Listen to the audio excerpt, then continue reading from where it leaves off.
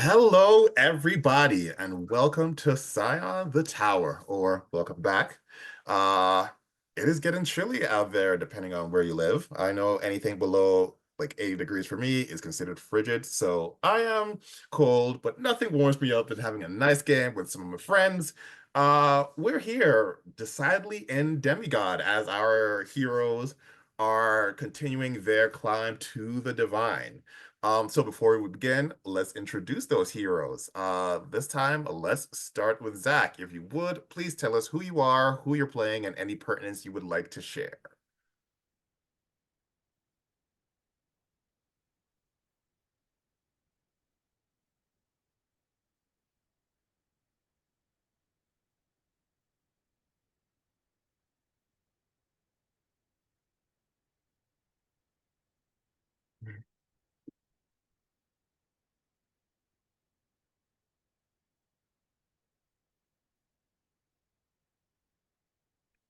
Thank you much.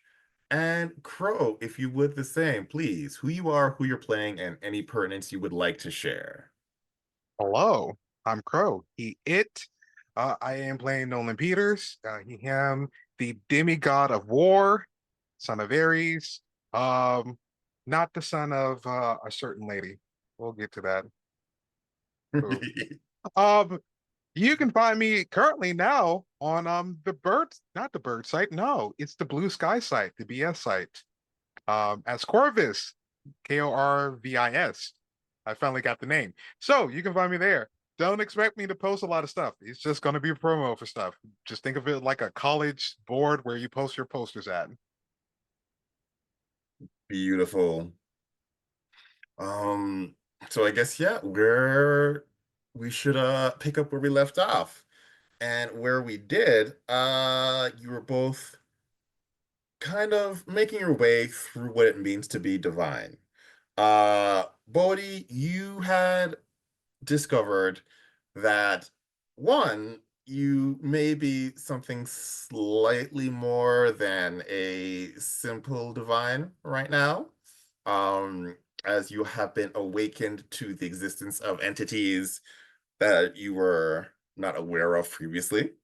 But you also found that this one entity has its fingers in many of Atusa's pockets, including a once respected, though not very popular Scion, the police, and a fairly rich family, among others.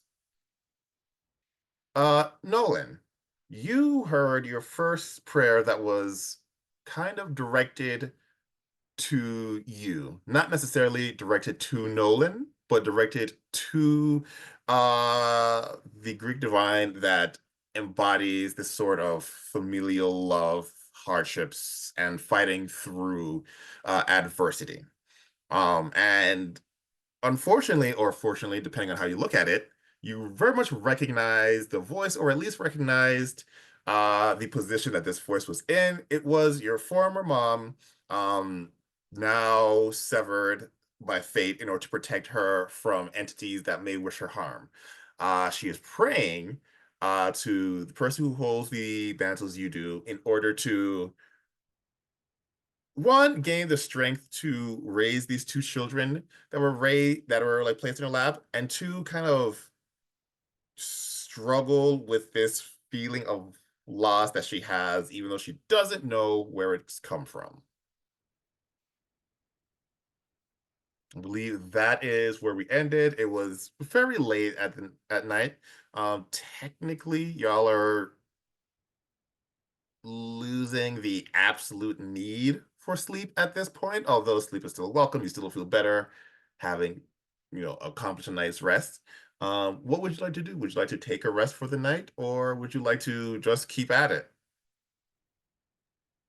Hmm, definitely taking a rest. It's been a long. Have we actually taken a rest?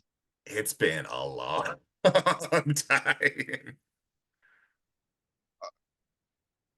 Technically, we got to make up for what, 8 months, 9 months? Something about that, yeah.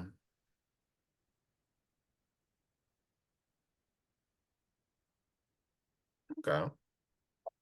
Um, oh wait, I have to go home anyways because they're expecting me to make that announcement, so I gotta go anyways. Okay. Uh, So then Nolan is going back to the bathhouse. yep. Cody, what are you doing? The animosity that was stewing within the temple has since been shed. There doesn't seem to be any anger directed towards Sasha, who is just going about her day.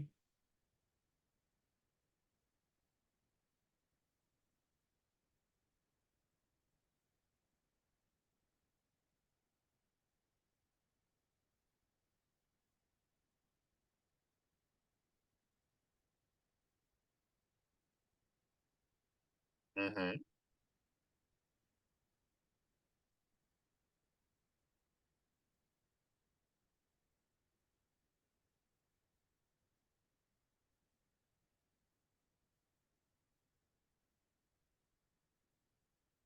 Yeah, they own a automobile manufacturing plant. Um, you get you're not sure it is actually no, you did figure out it was like that whole family that has been affected, and so they all seem to be operating um under the guise of this entity that is now like atop Atusa.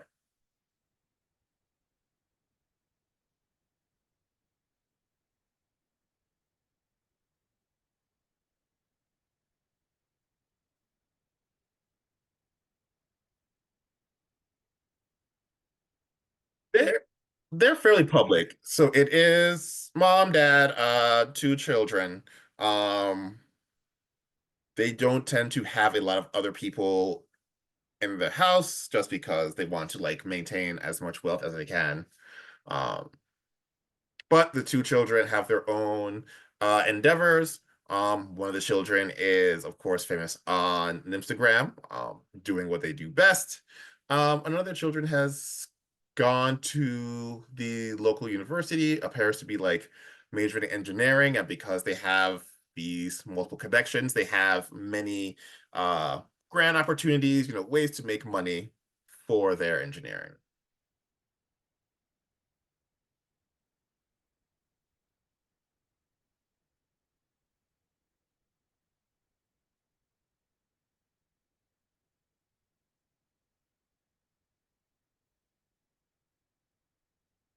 Okay.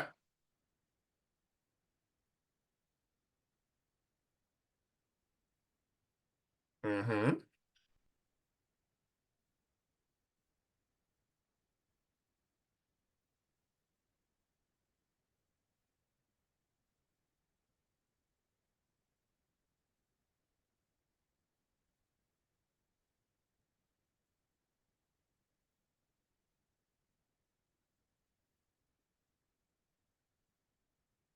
Okay.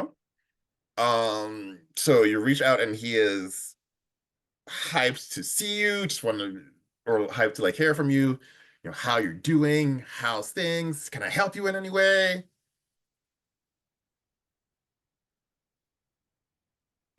How's things, can I help you in any way? How's things, can I help you in any way? So he would have the easiest access to Aaron. Aaron is the one of the more popular travel influencers in Atusa, is able to get to places that, not a lot of people have access to, but also, every week is a different destination. One week he's in India, the next week he's in Italy, another week he's at LA for a movie premiere. He is all over the place. And so Silas absolutely can like check up on him, but doesn't and can reach out to him, but like doesn't have a lot of crossover. Okay. So, but is he able to? This the you said it was Aaron is the influencer one. Aaron, Aaron. All right. Is he able to? This the you said it was. So has you know it? there's this level of kind of paying attention and digging into, and the ability for influencers to dig up dirt on each other, from paths, just from picking apart past streams or things Mhm. like that. So we want to see if there's been a change in Aaron. Um, we'll put this. We want to kind of We think this may have started happening. Go back like 9 months, Okay. to that when things were flooding. To kind of use that as a starting point to see if there's been a shift in the content or kind of what Aaron is putting out into the world.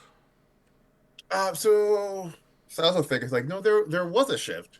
When Aaron first started, he positioned himself more as a kind of charity influencer. He was still traveling, but he would travel to go to do some type of work. And while people were still like, you're not actually helping, you're just like using their pain to raise your own profile, he didn't glorify the he was attempting to do good, whether he was doing good or not. He did. About 9 months ago, Yeah. that all shifted where he shifted from having this veneer of trying to do good to having this veneer of staying away from quote unquote the pores. So we shifted away from unintentional poverty porn to shitting on the poor. Right. Both were taking advantage of those who don't have a lot of money. But now he's actively gaining followers who want to emulate his lifestyle by shitting on people with less money than them. It's a good piece of information to have. And how's the college student doing? So he replied, she's in some high level engineering courses. I could go to a class tomorrow and see if I could talk to her. Um, but I've never spoken to her before, but I could check her out. Okay.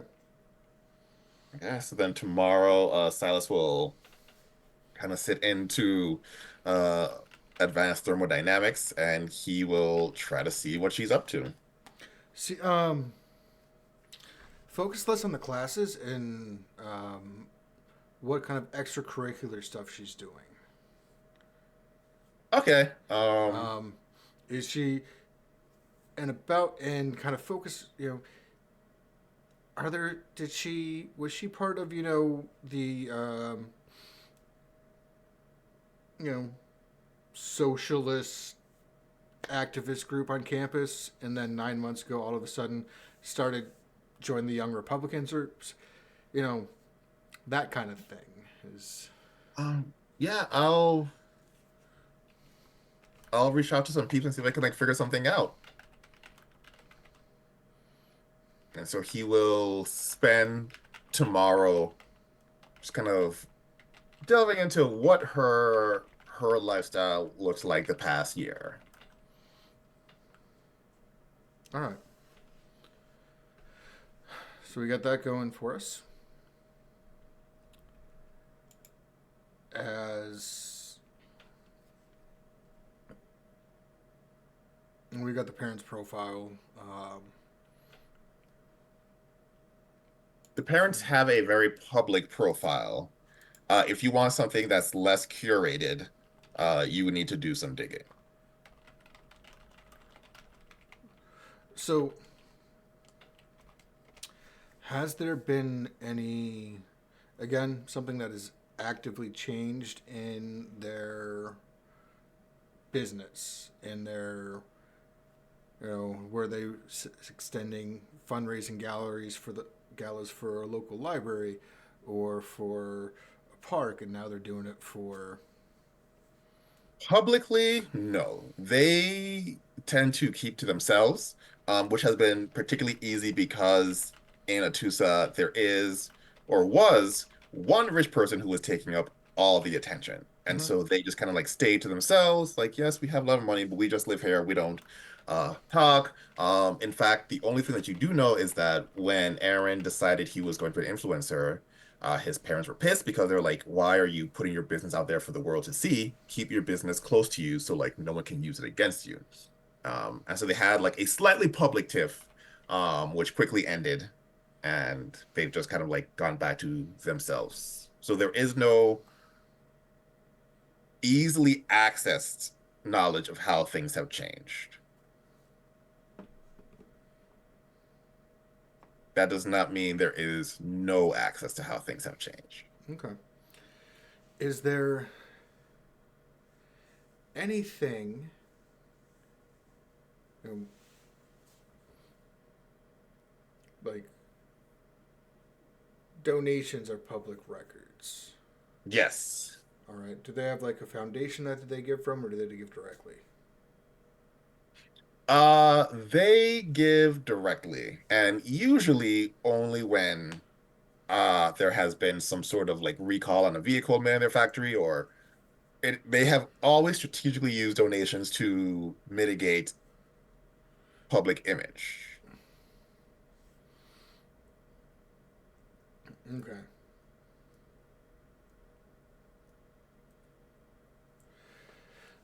So what I'm looking to dig up is something that could be used against Aaron in um, what they would have.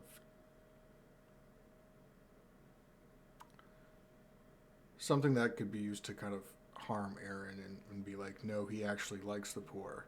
Look at how much his family gives to the poor.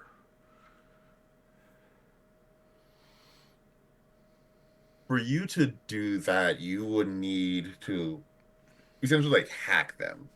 Assume hack them or use some divine use divine magic is always the solution. But without Mm-hmm. that, you would need to like hack in because like I say, uh they have a highly curated presence online. And so there isn't much. Even the giving to charity is usually kind of limited information. It would say something like they gave to charity or they gave to a charity for cancer, but not the specifics, not how much, just in order to be like, look, they are doing a thing. That's all you need to know. So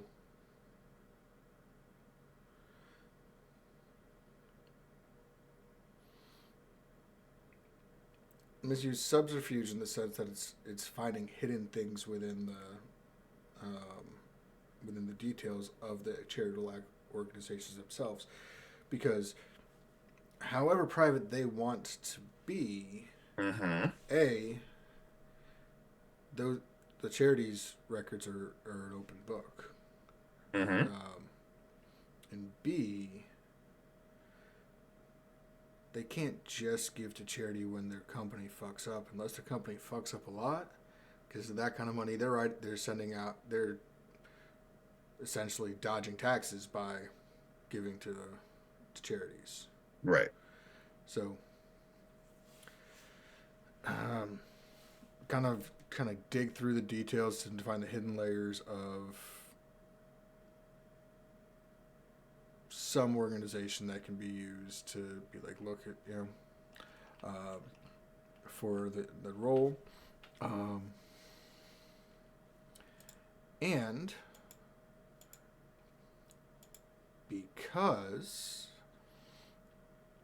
it is one of, I mean, depending on how you want to look at it, it could be a couple of the great fears, but using the legendary title of Who Battles the Eight Fears Yeah. to, because it is at the very least um,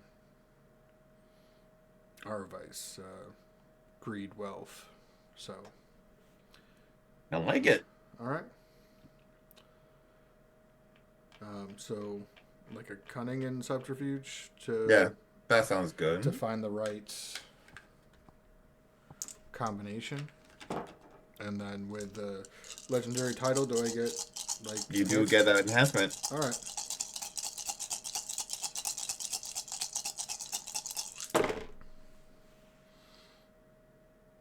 And sevens are now successes because we're demigods. That is correct. Um, so that is going to be three successes.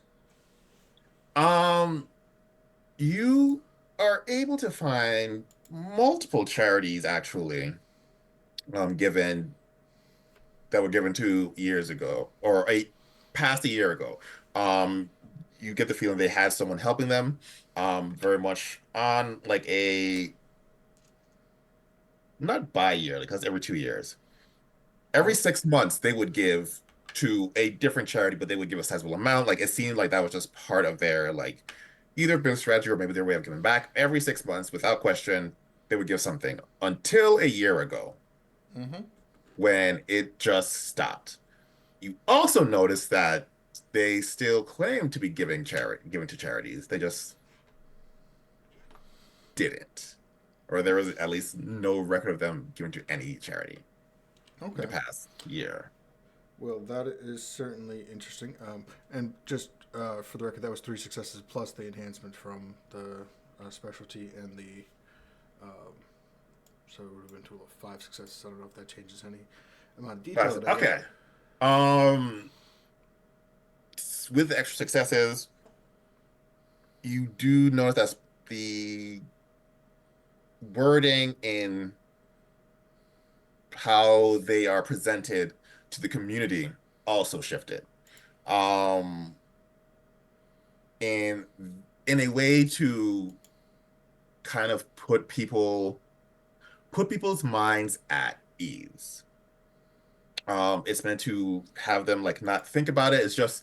It gives just enough information to draw their to draw some of the attention away.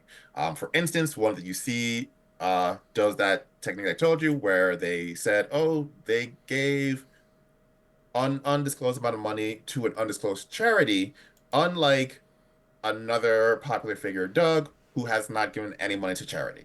While it is a bold-faced lie, it is enough to draw enough attention away from them towards Doug, and because Doug is or was a massive figure in Atusa, it allowed them to coast under the radar.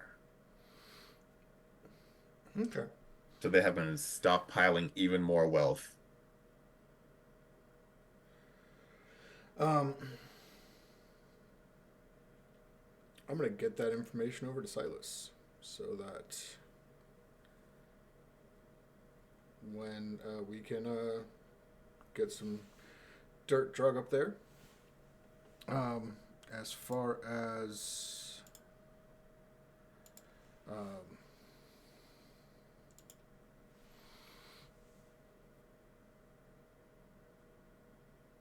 anything about like the day to day that can be messed with. Their day-to-day financial. Their day to day routine. So, I believe you mentioned that they were kind of they until recently they had been kind of quiet and non-active, and then now they've gotten sort of into politics locally. Yes. Okay. Um, they have gotten into politics uh through once again through their the funding. They haven't considered it charity.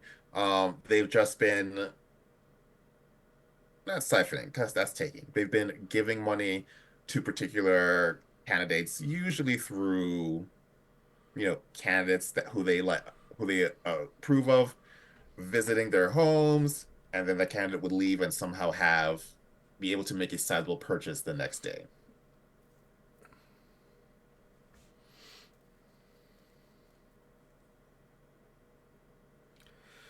All right. So, any particular Any particular candidates stick out that can be good targets?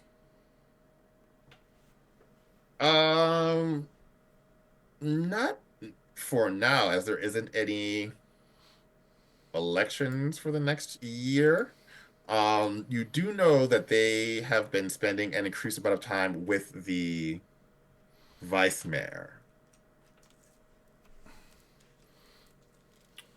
Well, we do know there's some corruption in City Hall already, so that could be um, another.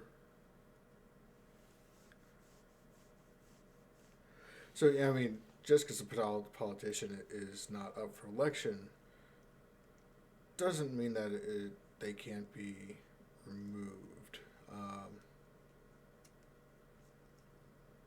Who do they got on the school board in their pocket?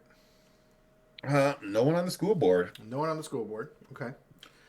So city council, No one on city state council. state level. We're only really finding the vice mayor at this point. The vice mayor, they've had rent people show up, but the vice mayor is the one who has spent the most time, like by far. They've been seen at the country club, like they have become effectively joined at the hip over the past last few months.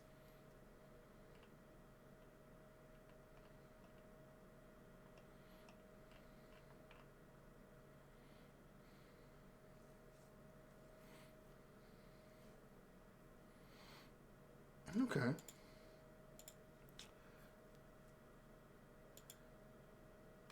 So if the country club is where they have been spending time, Mm-hmm.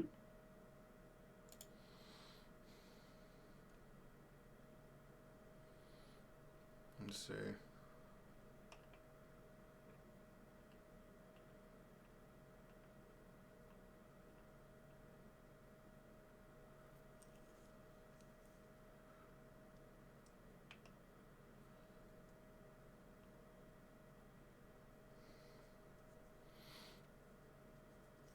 So I'm going to take a twist on the casual miracle of health from Dominion Health. Mm-hmm. I am going to um imbue a legend on the country club, and as a reversal uh,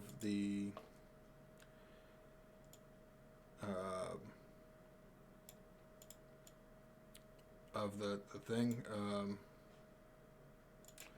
So I can soothe pain and others' discomfort simply by being present, speed up medical treatment. So I'm gonna do the exact opposite of one of those things. Right. So the people at the country club are affected by um, so like the minor sprains that they get from like minor injuries from working out Mm-hmm. um, are amplified, or anybody at the country club goes to the country club to golf or use the athletic facilities of any sort, comes out worse for wear. The Okay.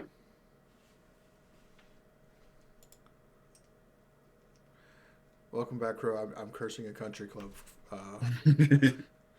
As you should. um, which is fun and just to be able to do that. Being a demigod is fun. So yeah, All right. So you will spend the evening just kind of chat siphoning the health energies that are existing around the country club away so that while you don't necessarily make it more likely that this will happen, working out just naturally taxes the body. yeah. And you're just going to be Yeah, the people in the country will just feel it much more. yeah. And can I redirect that to the local Boys and Girls Club? Huh, I like that. So anybody who's working out at the local Boys and Girls Club gets expedited recovery, Hmm. has more energy, um, and gets gains. Nice. So people at the local Boys and Girls Club will just have a great time there. If they do get injured, it will be much quicker to recover, whereas the people at the local country club will have a very different experience. Yep. So as you like meditate and like start to make this kind of like siphoning happen, you notice that Sasha is kind of like staring at you.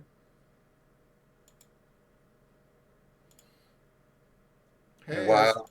while this happens, let's switch to Nolan for a sec. Nolan, you're on your way back home. Okay. You get there and you do see what Rachel was talking about, where the room where she was staying is gone.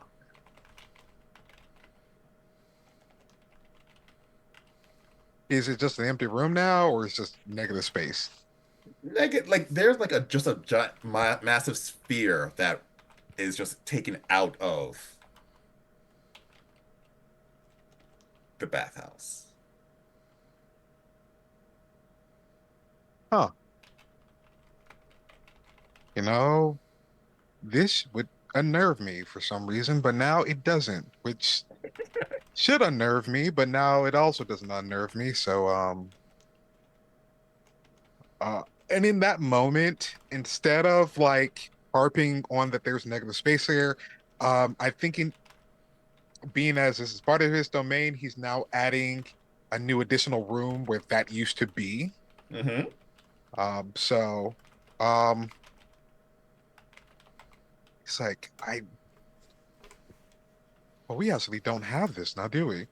Um, he closes the door up and he is making another room a new training room in where this one used to be. And you open the door, and there is a new training room, exactly how you envisioned it. Okay. That's easier than I thought it was going to be. So he just heads back downstairs because he knows everyone's probably waiting for him, like waiting for his answer. Hmm. And they are like literally like at the foot of the stairs, just like looking up. Okay. Yeah. So it's been like what, almost a decade that we've been doing this. I've owned this place for about a decade, and now I have a bunch of bathhouses, and I've taken on a new moniker. However, I feel like I've done this whole place a disservice. Well, mostly, I've done mostly you all a disservice. Yeah, that's gonna have a lot of them be like, "No, boss, you're great." Like they are going to come to your defense, Oh my view goodness. from you. Go, all of you, darlings, love you, all of you, great. However, I've healed your wounds up. I've patted you back on the back. I've patched you up, gave you guardrails. I've helicoptered parenting a lot of you instead of getting you back to where you need to be, to be honest.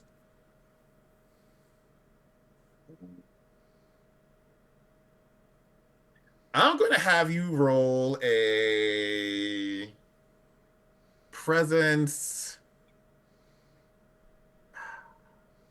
persuasion, not to persuade them, but I have a feeling that a lot of people are going to be like, "Are you kicking us out?"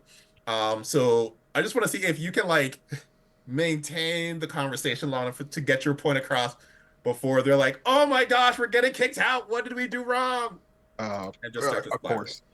He also got the ring on. He's actually using it for the Right. first time. Yeah. Uh, That's right. Oh yeah, I gotta get through. Okay, it's not bad. I'll do- So that's five. No, no, I had that. One, two, three, four, five,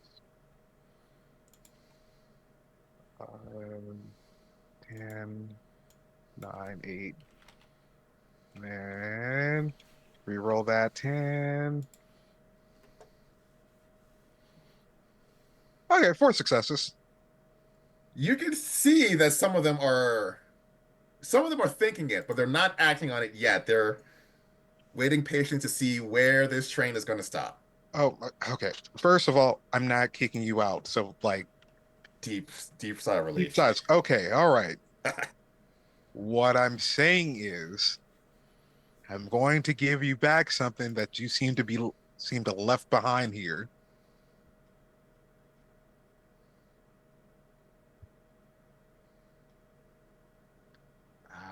Our keys? Oh my God. No, you're a fighting spirit. Okay, you came here and listen, you guys were beat up. You had your own hang-ups. You had like a whole you had the whole crisis of like, oh my God, I'm in love with my like battle buddy. And it was like, yes, yes, I know. I got that. That's why you ended up here. And blase blase. However, you guys are warriors. You don't have to like linger here. You can go be warriors outside of here and come back. We can leave, but we don't have to leave. No, you don't have to leave, but you do have to be a little bit more. What's the best word? How did he put it? All right, hold on for a second. Hold on. It's the opposite of what Bodhi is. Like you guys are way too zen. Like Bodhi's zen. You guys are not zen. You guys are like here you can be zen, but like you're supposed to be like wild and like like action heroes. And then you come back here and you can relax, retrain, and then go back out and action heroes. And like, the, the actual heroing isn't heroing like it's supposed to be. And so the message is coming across, and some of them are like, "Well, boss, like we're not in a war zone.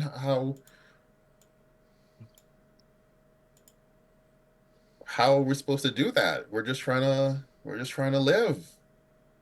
Okay, no, I got that part, but you guys are technically, as you were drawn here as warriors and heroes, you guys go out and Right? yes, Okay. I guess we could up our training a little bit. right, and also go back to doing the. Okay, wait, I know. He goes out and grabs a whiteboard. And he's putting up like scenes from like different action movies, and he's like posting them up. He also has like another television that you would get from like a substitute teacher, like Rolling on the cart. rolling out the cart. And it's the Henry Cavill scene in like Mission Impossible where he gets up and like he reloads his arms. Mm-hmm. And he's like, "That was you guys before you came here." And then you guys mellowed out. Like this, your calling is here. Like reloading up the arms and everything, and the actual hero stuff. Your calling, you have to go back to your calling. Okay. That makes sense. And like you can see them resistant to the idea, but slowly as they talk, they're coming to the realization. Uh, and weirdly enough, he's using his powers to like, however, he's making like a slideshow happen on the whiteboard and the television. He's Yeah. making it happen, and he's clicking. I'm like, it, he's just going. If you don't go back to doing this, how can the other generation go on and heal up and do all this other stuff? Because he clicks on watches you, and then he clicks on look at little Timmy. Okay, look at him, bullied, gay. wondering where his action heroes is, wondering where his inspiration is. That's me. And I click on one end, and then also clicks on the other end, and it's a reflection of them. That's you all. Ah, is it clicking now? So the murmurs hushed as like the realization sets in. Their peaceful life has come at the expense of those who they were protecting and embodying this like courage and bravery for. And so you just hear one voice in the back. Okay, boss, we get it. Amazing. Also, I am going to have 10 other attendants attend to the other bathhouses because I can't be at everyone at once. I know that's a funny thing for like me coming from me, but honestly, I am only one demigod. And unfortunately, I have not learned how to make multiple of me. So I'm going to need more people to operate the mundane stuff so I can actually handle the millions and millions of possible prayers that I seem to be possibly getting. And I have to be responsible to all of them. We can we can hire some people for you, boss. You don't need to worry about that. Amazing. Also, they kind of have to learn like sacred bathhouse techniques and specifically for gay clientele. Like you guys kind of like I don't even have to tell you like what you need to. So we need Well, someone to make a forge. That was the other thing. We need a forge because like the whole weapons maintenance thing, and also we have Rachel here, so you all know that we kind of. so the murmuring picks up again, Oh God. and one person's like, "Yeah, about that. Can we talk, boss? Oh no, she's moved out. Is she coming back?" I don't know. She probably found her own domain so she can go to the void. Huge sigh of relief. Oh right. Everyone's happy again. She wasn't that okay. Well, yeah, that the whole void in the house thing that was kind of a And we yeah, were here when that. yeah. Well, I mean, warriors and guardians. I mean, you guys are prepared for anything to be surrounded by like a demigod. We prepared to fight things. We didn't prepare for the void to enter our eye line. That was different. Well, you're not dead now, so like you have leveled up in your training there. What doesn't kill you make you stronger, they say. Exactly. But when I saw that void, I wished I was dead. Oh, okay. Now you're just being dramatic. Which okay, no, a mood, the same, but like also dramatics. Well, we're happy she has found a place to stay. We will I think we'll turn in for the night, Hmm. get up early, get to training, hire some attendants and a forge. Get that going so you can focus on your tasks. Perfect. And as they're heading to bed, it's gonna give them like one uh part of his legendary title, Commander of the Wild Hunt, is he's gonna give that spark of the hunt to go out and be that hero they need to go ahead and be. Okay. What purviews do you have by chance? I know you have war. You have Um, it could fit passion. okay, yeah. Um, as they go to bed, that spark is reignited within all of them using this casual miracle. They don't dare leave bed because they are waking up early tomorrow. And so they all kind of have these dreams, going through the motions of this wild hunt. Um, and so at night you can hear them, kind of almost all of them talking in their sleep, just being back in that mode. But while they're counting sheeps or counting bullets, I can't tell. Um, he is in the actual god realm of his sanctum, Mm-hmm. and he's just going, okay, All right, I've done maintenance on this place so many times. I've done it with a wrench. I can do it with magic. And he's sitting there, and we're watching the space change. Now there's more stained glass. It's a lot more green before. All Hmm. that chrome and stuff that used to be for like this, like the weird maintenance of this place, has now been replaced with green marble, and it looks more temple-like, but it's still like a hot spring. But you don't see all the metallic bars and everything. It looks magical, and he's spreading that out to the other places. Hmm. And he's also rebuilding some different places for things to actually be had, places to train at, a place for like a forge for someone to hold armory. Hmm. Okay. Oh, this is a lot more work than I remember. I wonder if Bodhi's killed anyone today. He's had that like that spark in his eye, like he's doing a plague or something. Oh no, he's the peace loving one. He's probably not. And he just has to bed. All right. So after spending a few hours redefining your temple, you head to sleep. Bodhi, as you are conducting this ritual to siphon the healing energies, Sasha, who has been staring at you for the better part of a half hour, come and like sits in front of you and attempts to mimic your sitting position. Okay. How well does she? How well does she do in mimicking the sitting position? Like 7 out of 10. Like the physicality is very similar. Like you can tell like she's not used to like moving her body this way, but like Yeah, it's a good attempt. it's a good How attempt. She's just not comfortable in it, in her body yeah. yet, in that position. It's still kind of weird to her from an outsider's perspective. She's probably nails it. Yeah. But But like as you can tell, like it is a great effort. And of course, the most important thing, the act of like casting this miracle, she or this marvel, she is doing like nothing of the sort. She's just kind of she knows you're doing something. She doesn't know what it is. And so she's just like giving it a good shot. okay. Um, I mean, as long as she's not hurting the ritual and the casting of this miracle, um, No?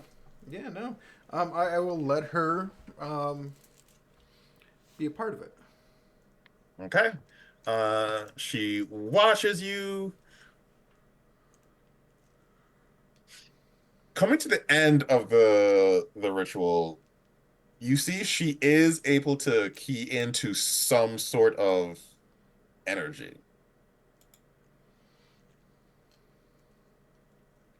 It only lasts for about a second.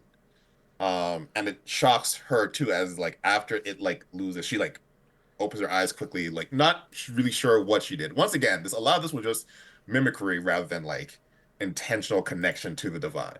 Mm-hmm. But the Based on her role, she connected to something.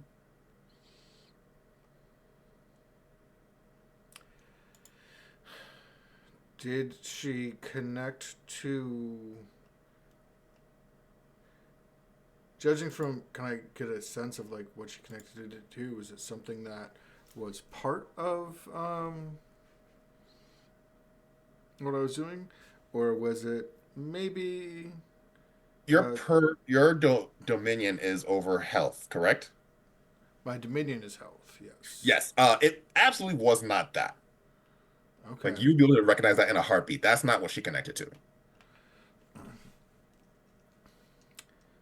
Since I was targeting the Cthulhu, do I sense with my awareness any Cthulhu? Roll me an occult. I hate relying on cunning, but like cunning is so good and occult cunning to figure it out. Yeah. Does the fact that I have awareness count ever help me at all? No, this is to identify because you have awareness, you can identify if it is connected to the Cthulhu or not. Okay. Well, that is 3 successes. Um, it is not Cthulhu energy that she connected to. She connected to something that is internal to her. So rather than connected to like energies outside of her, uh, the position and the intense focus on your sitting position allowed her to access hidden energies within herself, her vampiric self. Lovely. But once again, lasted for a second. It freaked her out. She dropped the sitting position, lost contact with it.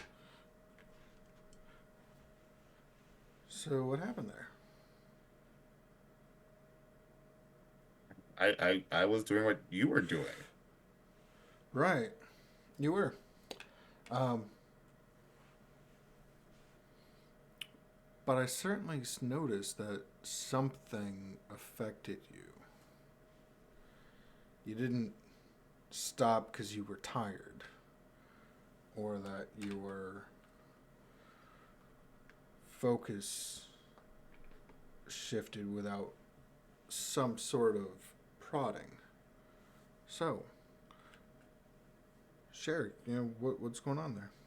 I think I'm finally getting meditation. I connected to my inner self. It felt weird and like wild, but also like pure and true. Yeah, well, that is certainly does sound like a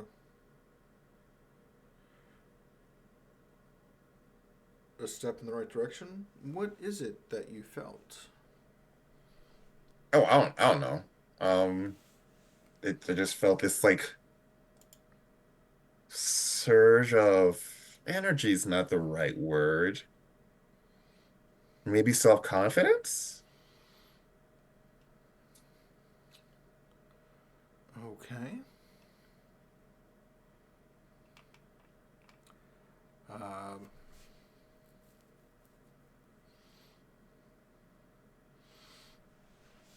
and well, he might be somewhat good at this. I am not as a player, so I'm just going to ask to through a drawn out conversation, trying to Mm-hmm. get it kind of zero down on where she stands, how she feels, and get her to kind of realize what kind of how she feels about that and how and what she thinks that means and draw that out of her. Um, so would that be like an empathy and resolve to kind of Considering one, she is fate bound to you, and two, the type of fate binding that she has with you is one where she like, fully trusts you, and so you wouldn't really need to roll. She will tell you effectively anything that she is aware of. And so what you get out of her is that she is super excited. She has not felt like herself for about 9 months since she became a vampire. Shockingly, the transition to undeath is not a fun one. Um, she felt a bit of her self in that power, and she really wants to learn how to access it again. However, since she accessed it through meditation, she just assumes that once again, Bodhi Lee is right. If I just meditate, I will gain access to my inner self, and then I'll be able to like navigate this or any new challenge. can I still though do that role but to uncover what she is not aware of? In regards to what this power is, Yeah. so then that would either need to be an occult intellect roll to see if you can pick apart the pieces of what she's saying and like connect it to a larger understanding of how you understand the divine powers, um, or a resolve integrity. Okay. Because in order to like resist the urge to just be happy for like someone who's just like I've been like doing the training and it's like working. So yeah, so I think resolve integrity, or maybe empathy, Okay. to because he's not trying to figure it out for himself. He's trying to get her to connect the dots of what she's not seeing and to come to that conclusion on her own. Ooh, you're trying to lead. Oh, okay, you could do that. That would be fairly difficult, if for no other reason. Um, one, because it only came for a second, she doesn't have a lot of information to work with.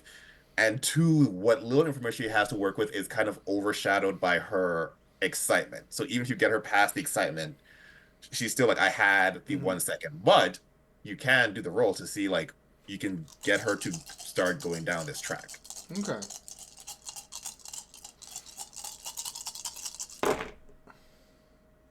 Um, Wait, what am I rolling on this again?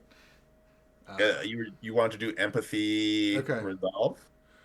Would cold read specialty apply at this at all? Yeah. All right. That is 3 successes. So 3 successes. You try to refocus her on what that feeling was. And the only word she can use to express it is thrilling. That experience was thrilling. Shocking in that I didn't expect it, but it was thrilling. Okay.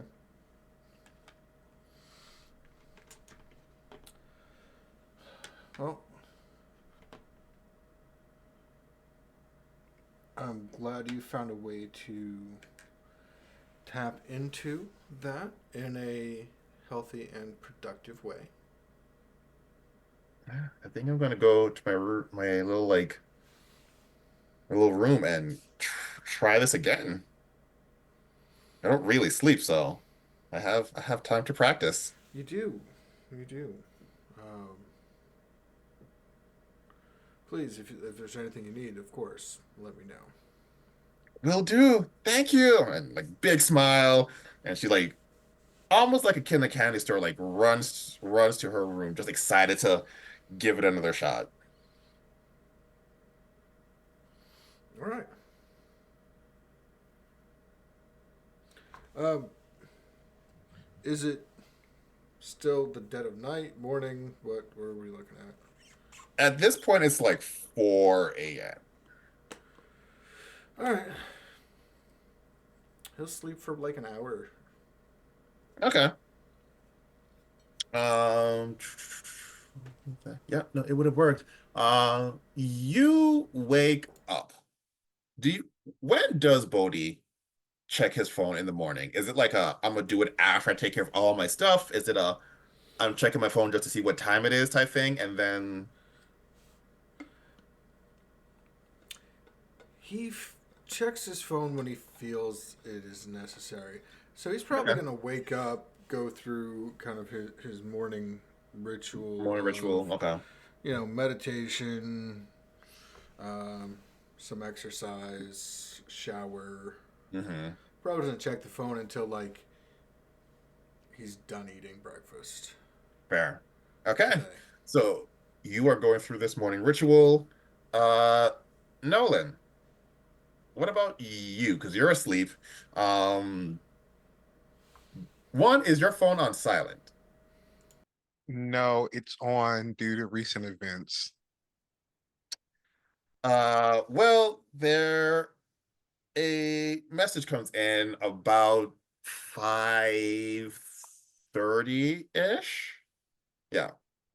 It is a hunker in place alert. Monsters have been seen in the city.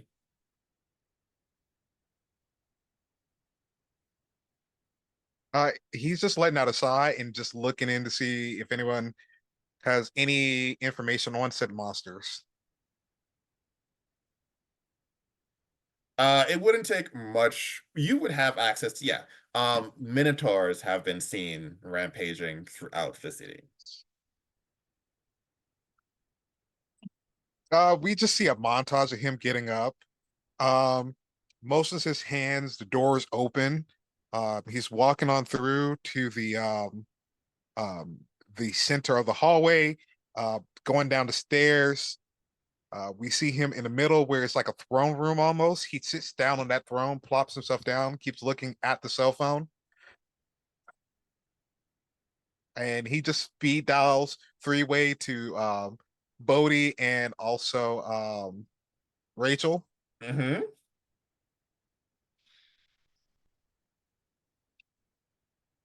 Rachel, yeah, she'll wake up. Hello? Hey, love, how are you? I know I'm waking you up. Listen, we have Minotaurs attacking the city.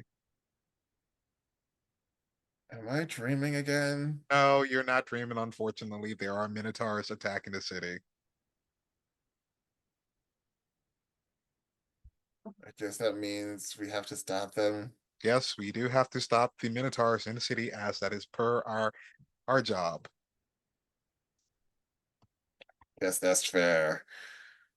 Okay, I'll be right there. And she slowly gets up. Bodhi, I think you said Nolan was on your override.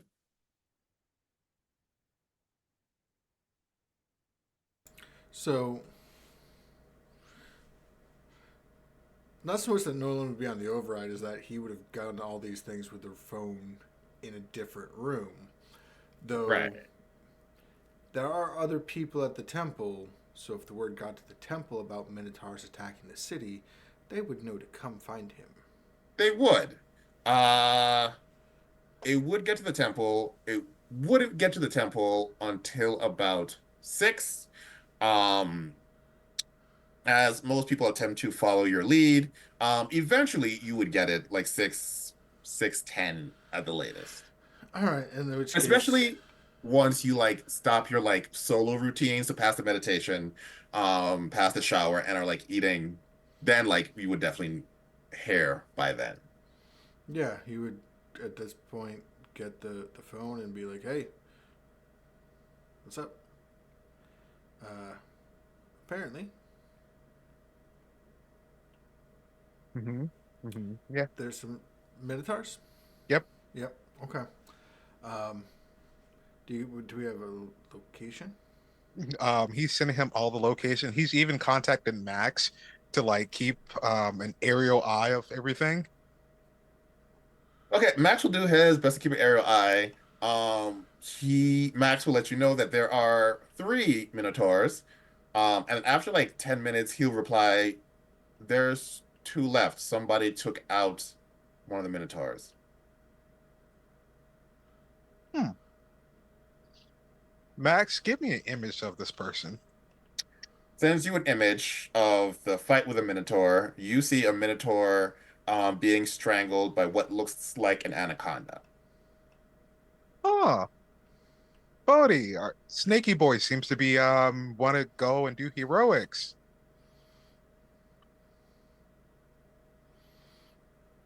I mean,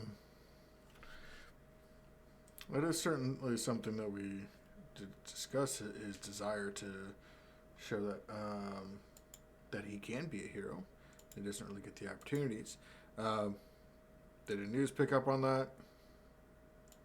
Most likely. All right. Um, since we suspect that he might be, compromised, um, probably shouldn't let him get to the other two. Hmm. Let me see about that. Where in the city is this happening? Uh, the one that was caught by Snaky Boy happened about a mile from the dock. The other 2 are heading towards the downtown area of the city. Um, okay, so two groups are moving, splitting off two different sides, right? Yep. Okay. I can take downtown because I have a place closer to that one if you want to take the docks. All right.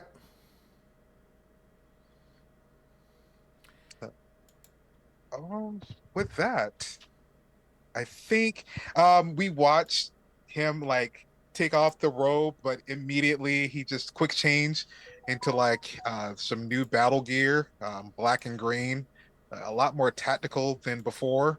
Mm-hmm. Um, there's now a lot more gold on it, and he's kind of stepping out, putting his sunglasses on, loading the gun up, putting that away, and he's like, oh wait, right. Guys, you can come with if you want. You don't have to hide in the shadows, watching what I'm doing. They all step out, all already geared up. Okay, we're heading downtown. And he opens up the doorway to go through the downtown bathhouse and out Mm-hmm. towards where those two are. All right. So you open the door and you don't see the Minotaur, but you do hear something very large coming down about like quarter of a mile away. Like it is on its way here. Um, he is not even hiding, going to make himself known in the middle of the street while this thing is heading in his direction.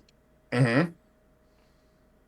Um, does it look like it's trying to rampage? Does it look scared, or does it It look like, is rampaging. Like it is heading your way directly, i.e., through buildings. huh? And if people are there, then like you hear the screams of people like actively trying to run away. Um, Um, Not even hesitating. He's just waiting for people to move out the way, and he's firing one of his fiery bullets into this thing. okay. Roll if you would.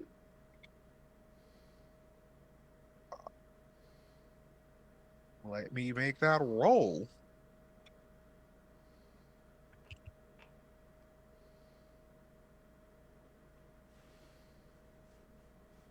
Let's see.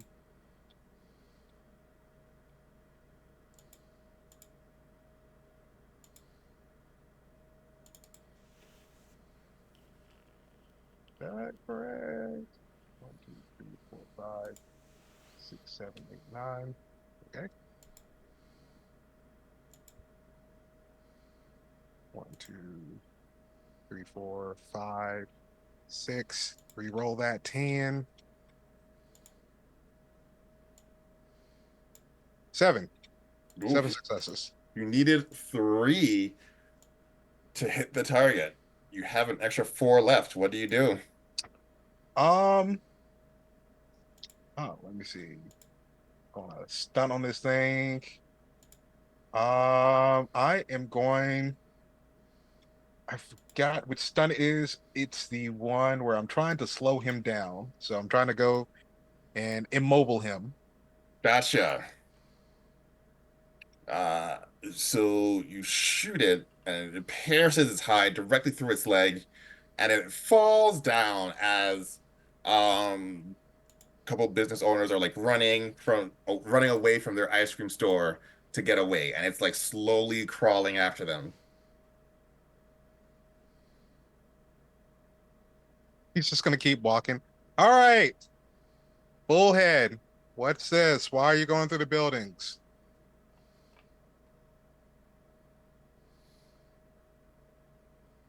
How close are you getting? Um, Getting close enough, like not too close, where he can take a swipe, but close enough if I have to fire another bullet, I can. Uh, all right. It is going to pick up like some rubble from some destroyed building and just chuck it at you.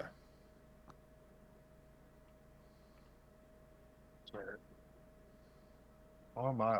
Yeah, I'm dodging. Hmm.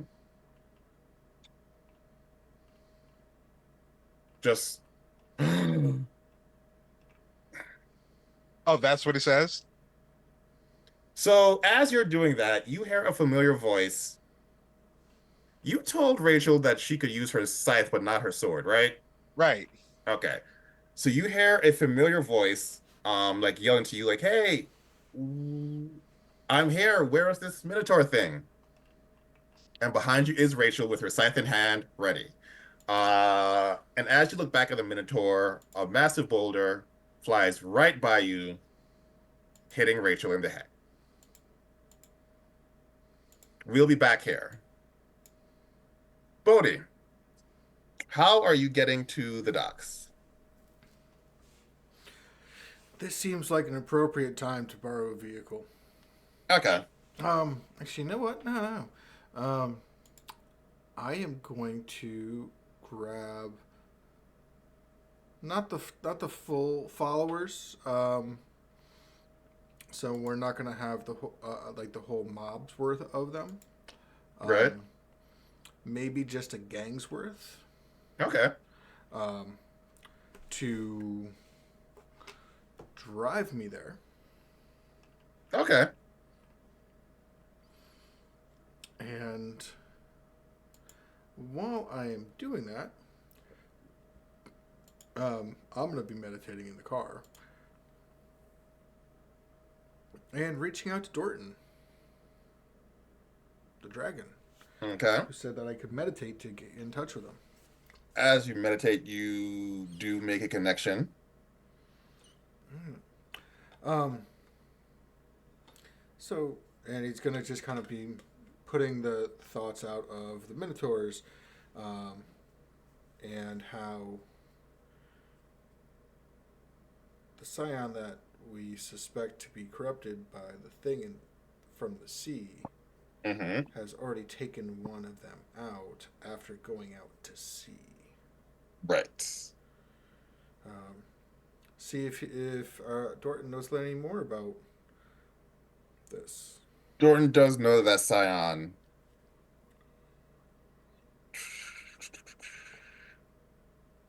came to see last night, went to the artificial island that was the home for Scion Towers, Mm-hmm. um, and then left around 4:30. All right.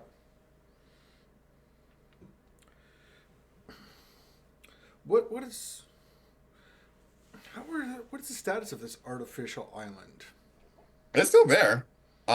You all didn't even completely destroy it. You destroyed the part, like the columns around where the kitchen area was. Mm-hmm. But the tower still stands, just like parts of it are gone. Good to know. Okay.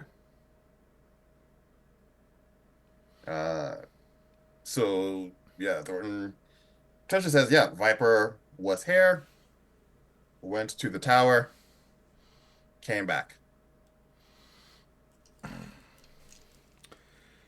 And after he came back, He short-lived. arrived back at like Antusa, the mainland, at about 5:15. And by 6, Minotaurs were running amok. Lovely. Yeah. Um,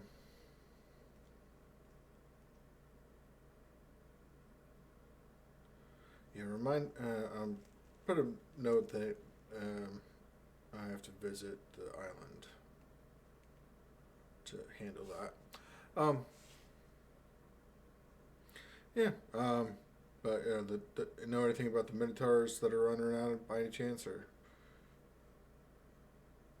The only thing he would know is that there are no Minotaurs in the world. Like, if they came here, they came from somewhere else. mm-hmm. That's what I was thinking.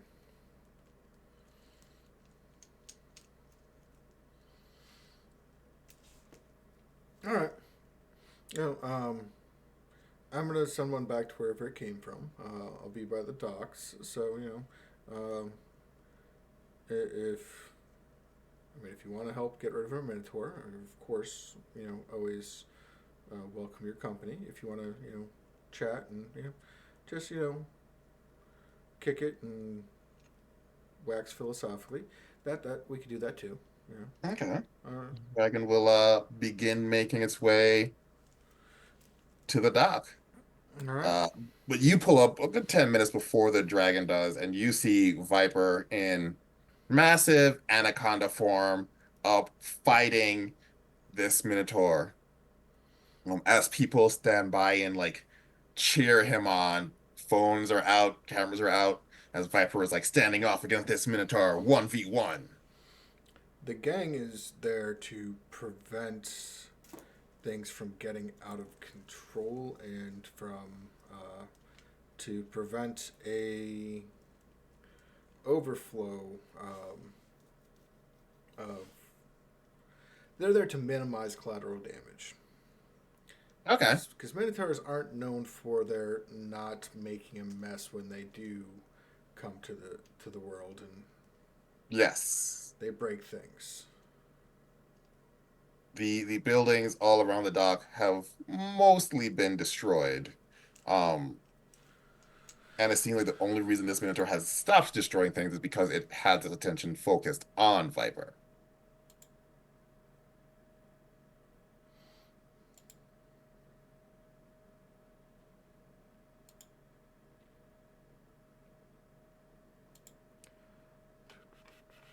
All right.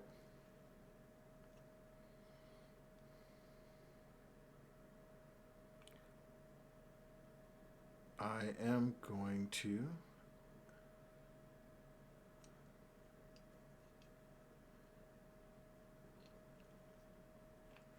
activate the wolf claws and jump into the fray.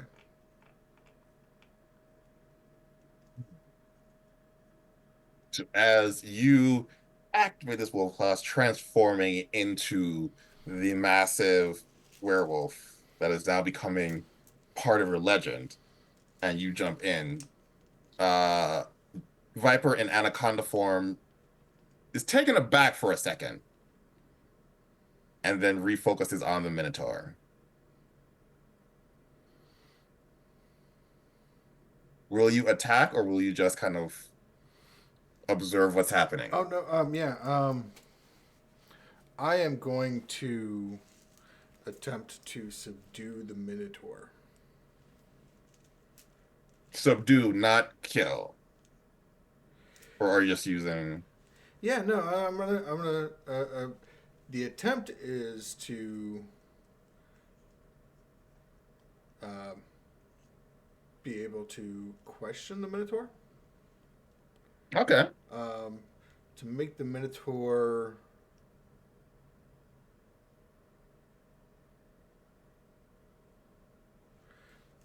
You know what? Yeah, I'm gonna try to. So I'm gonna try to combine these two. Mm-hmm. Um, the idea is to grab onto the Minotaur, get its Right. attention, and then use adamant admonishment to talk it into peace.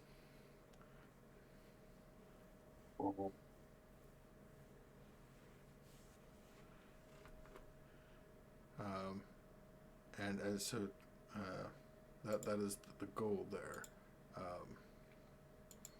As a reminder of what admonishment does, basically I just talk to the thing, and it's just like as long as I am talking to it, Mm-hmm. um, um, as long as they listen non-violently, you must continue to lecture it. And however, if should they attempt to act violent, I can make a reflective attack targeting them, imbuing my legend for power scale. Okay. Okay. And if they, and if I succeed, their attempt fails, and in addition to the action that I do to thwart them. All right. Let's see if we can get that grapple on. All right.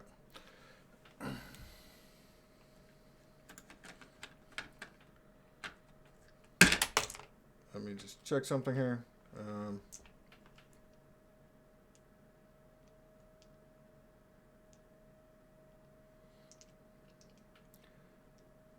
So it's just I get a +2 enhancement for the monster within, and that is might and close combat. Yeah.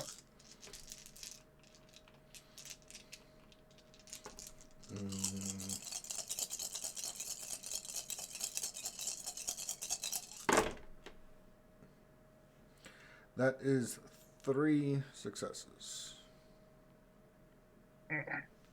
That's what you needed. So you're able to just grab it and start squeezing. And you begin to talk it down. And as you're talking, you're realizing something. These creatures are half rat. And so they want to attack, and they likely will attempt to, regardless of how you're talking, because like their mind only comprehends wrath.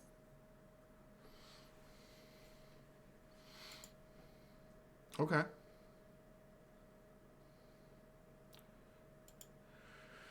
So then, if they do, if I while I'm talking about how the horrible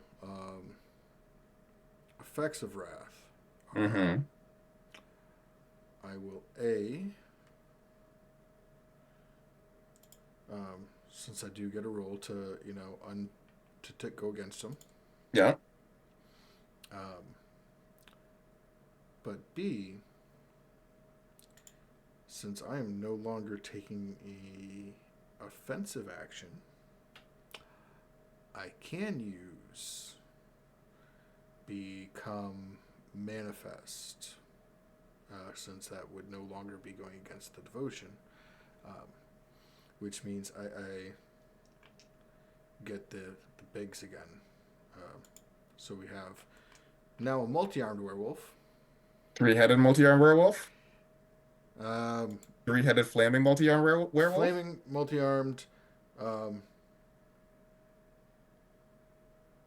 wait, there's 3 things in here, so it's a. Where did I put that on the notes? Burning Presence, Fearsome Mane, and Multi-Armed. Fearsome mane. Yes. Yep. Oh, no, no. So, yep. All right. Um, I am going to say, because of the damage that the Minotaur had already taken from before, uh, were you, if you were to engage this um flaming transformation, that would effectively put an end to this Minotaur. Taken out or dead? Dead. Okay, I will not do that because I do not want to kill the Minotaur. Okay. I want to take him out. So instead, while I've got him grappled, I'm just gonna.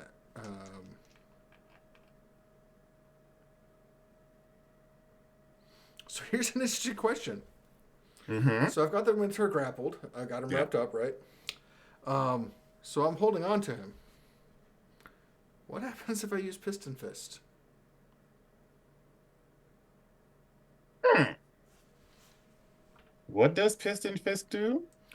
Short version, it knocks him prone or um, back 1 range band.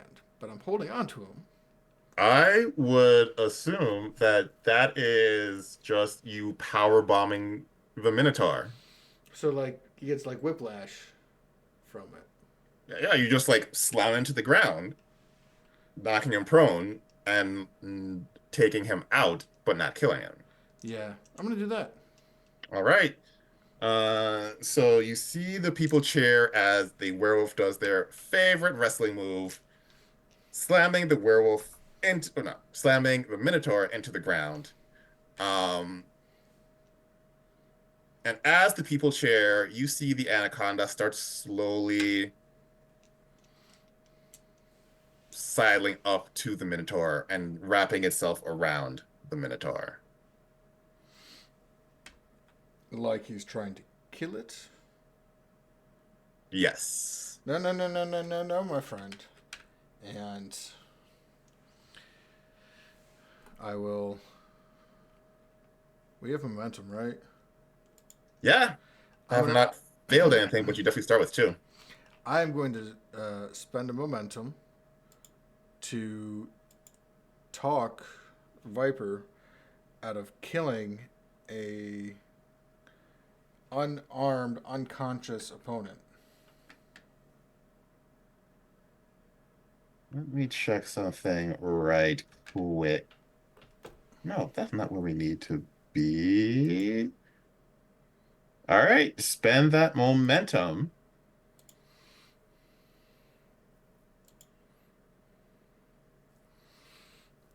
I There. will bestow the virtues of mercy and peace, and how death only leads to suffering. Um, So as you're talking to him, he will transform back into his human form and be like, you know what, Bodhi, you are correct. Uh, Sometimes you don't need to kill. It's okay to just exist.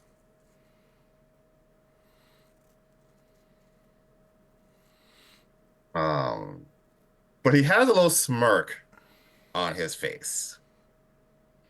We'll get back to you, Bodhi. Uh, Nolan, you look back to see Rachel conked out. However, that darkness that took a hold of her in Doug's like penthouse suite seems to be emanating again from the site. It seems like she is going to be transforming into whatever form that was with a brand new weapon. And it's half past, so we're going to take a little break. We're going to take a break, water up, take care of what we need to do, and be back in about 10 minutes. See y'all soon.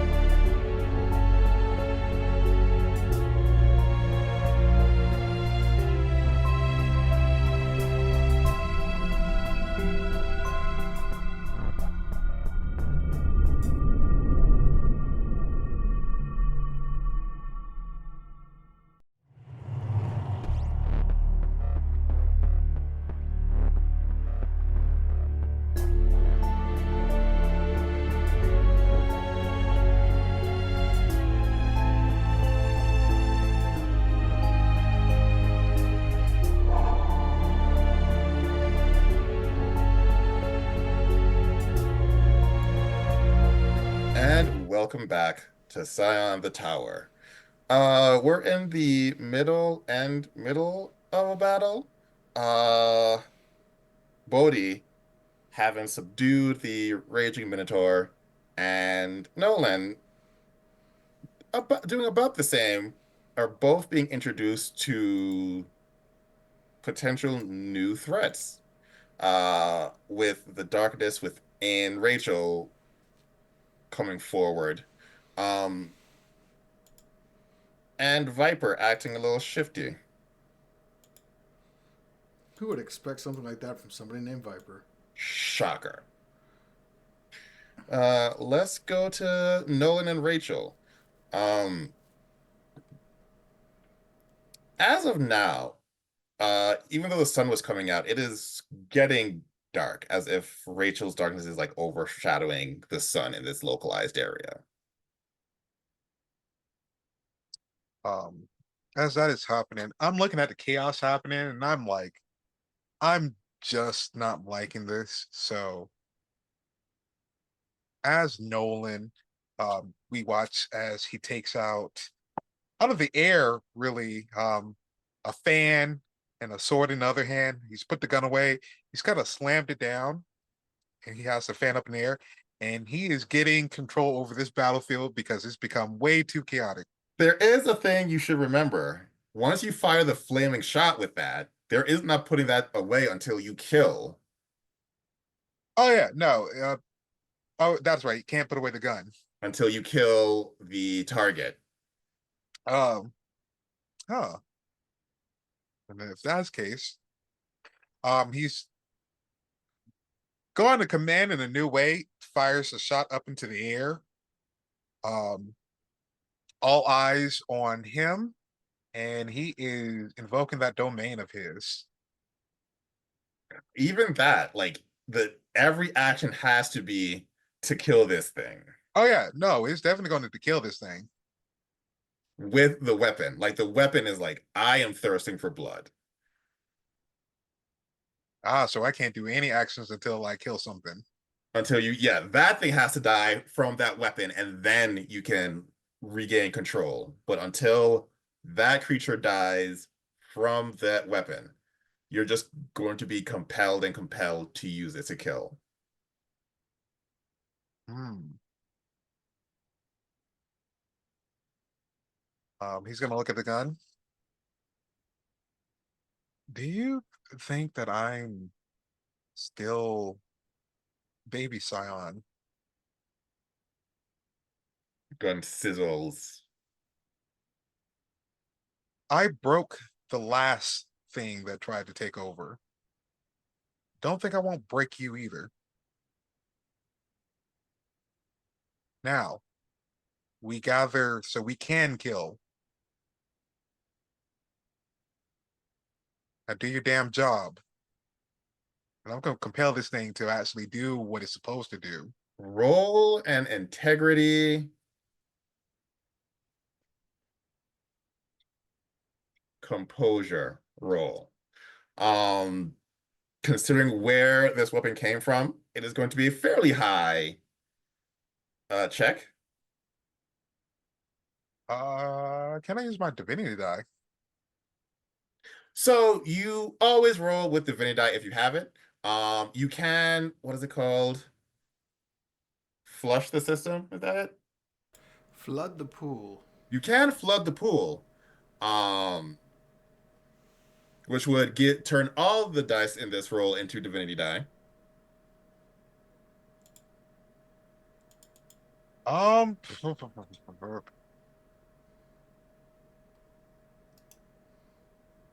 okay.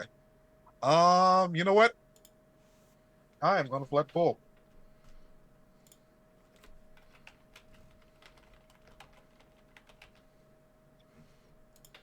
I don't know what you said, but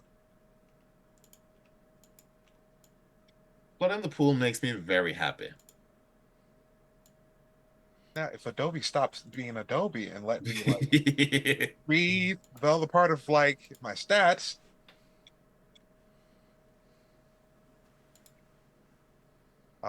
so first I roll. So because all your divinity die, all your dice are divinity die, you can just roll straight. Okay, 1, 2, 3, 4, 5, 6, 7.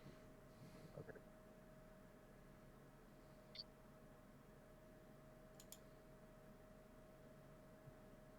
3, 4, 5, 6, 7. 7, 6. 7.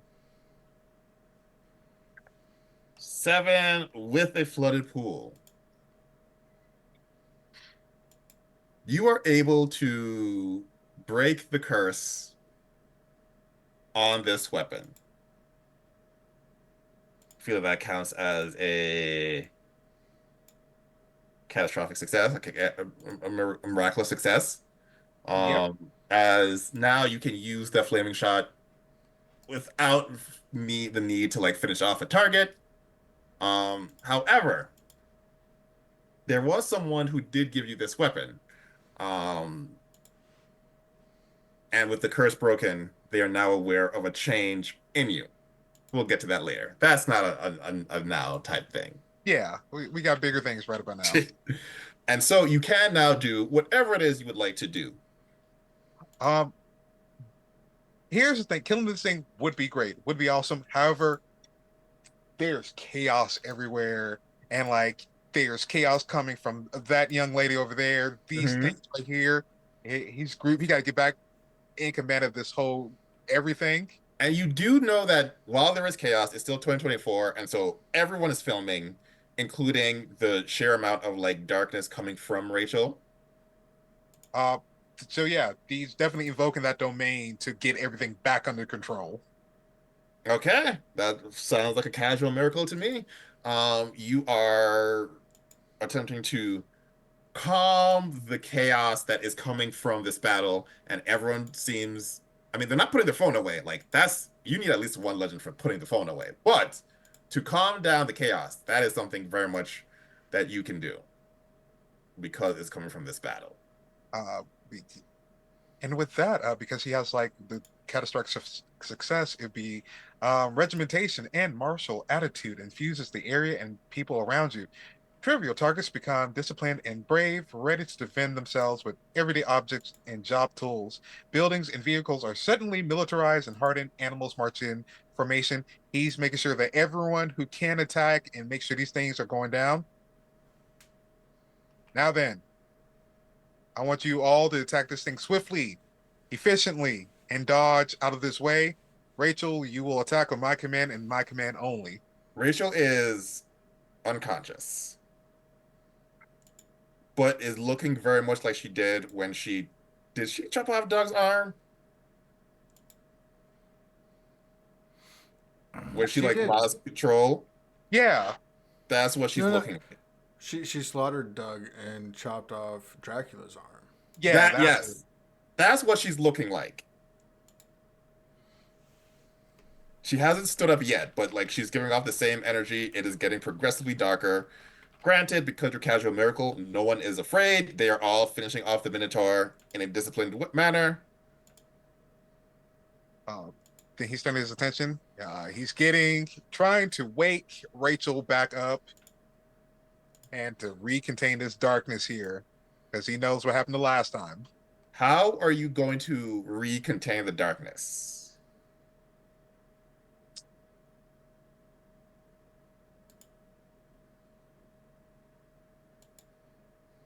Oh, the same way he does normally. Um, when he's not around the other folks, he is flipping modes. Hey, Rachel, hi, sweetheart, hi, great. I need you to come back. I need you to pull this back together. I know you got hit in the head, and that like sucks, but I gotta need you to wake up here. None of the whole slicey dicey angry void thing. Okay, I'll roll for Rachel.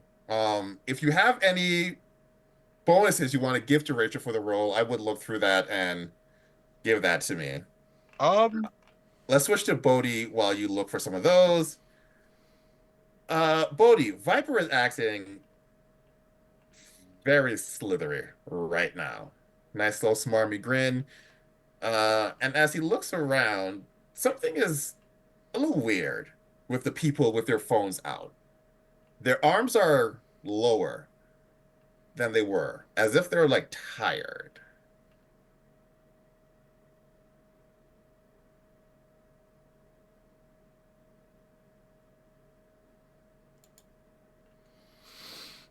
Okay.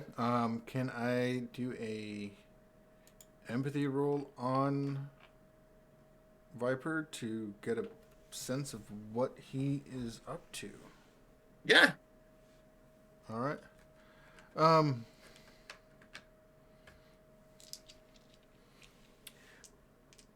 being this is a social situation, would Mhm. presence be a reasonable attribute It to would. use? Okay.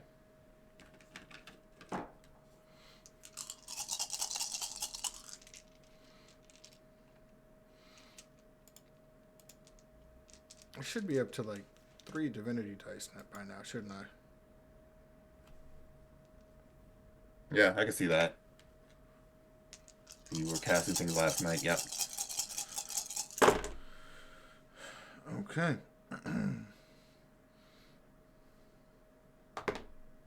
So that is 3 successes. One of those is a divinity die. Ah, having spent so much time trying to connect yourself to Sasha's energy, you're a little more attuned to divine energies right now. And whatever Viper is doing, it has a very specific slothful effect on everyone around him. Like he is invoking this feeling of sloth and using it to not necessarily attack the people around him, but definitely affect the people around him. You also know that he's very much attempting to figure out how to affect you with it. Huh. What purview would you have been using that with?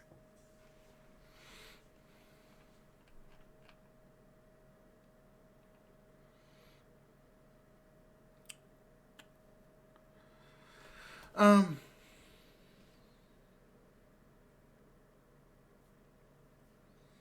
Hmm. What purview would have that would have kind of invoked? Um. I could see health being a thing. I could see health being a thing. Since I am trying to influence him and the innate power, and was using a Pala specific um, knack, um, I would almost say invoking Yidam, the Pantheon purview. Interesting. Uh, Um, okay, which yeah. is since I am trying to, yeah, I think that makes sense because especially the innate power of the purview is ignoring three complications when influencing, and I am certainly trying to influence him. Okay.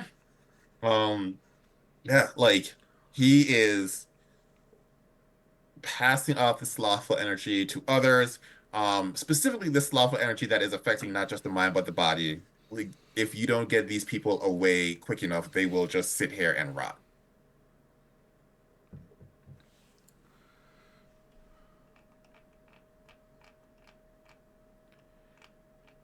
Just going to kind of lean in and explain to our friend here how it's not going to be a good look for him to cause people to just drop when they came to see him in action. I think you mean won't be a good look for you. I am a snake scion. I don't have the power to like make people rot, but don't you have lots of healing powers there, Bodhi? Looks like you've gone to the dark side. Such a shame, really.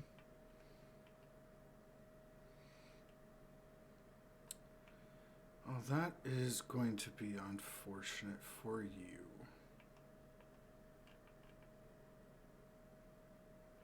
Um, and I am just going to punch him right in the face. Roll to hit.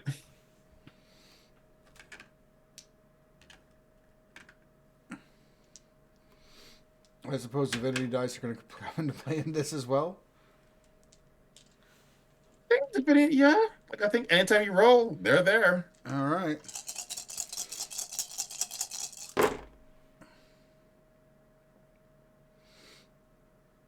Okay. So that is three successes. None of them are on the divinity dice. Yeah.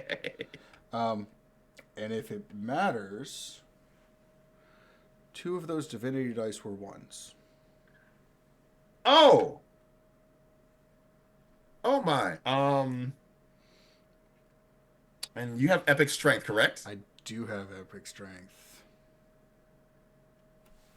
So having stood around him for long enough, you hadn't felt it, but the slothful energies did get into you.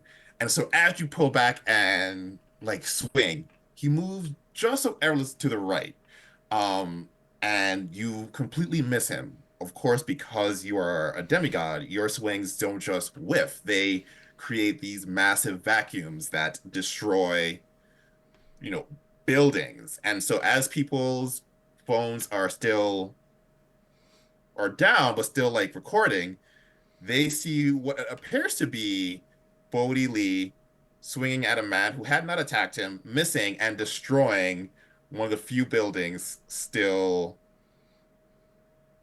standing.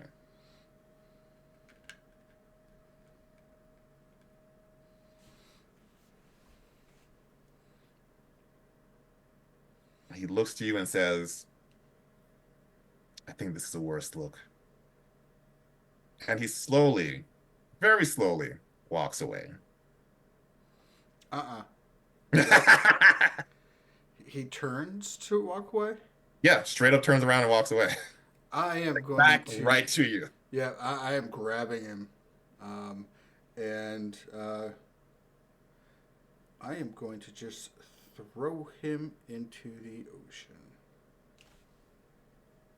Okay. You I'm going to say you don't have to roll. Like he's literally just like his back is right to you. He's not defending. Um, as you pick him up though, you do hear the people like throwing things at you for attacking what to them seems to be their hero. Mm-hmm. I mean, it's like throwing like bottles or something, so it doesn't hurt you. All right.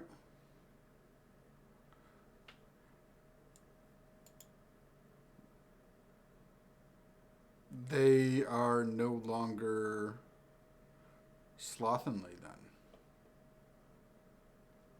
then. No, they are. Because I would imagine they wouldn't be close enough to throw something if they couldn't keep their arms They held are out for the close throw enough motion. to throw. It's not close enough to reach you. Yeah. It's more of the mental anguish that people are trying to attack you, even though they Oh, couldn't. you know, that's it. No, I'll still grab him. I will Hmm. still um, do that. I'll let the people throw stuff at me, Yeah. but I will do a um, exorcism on Viper.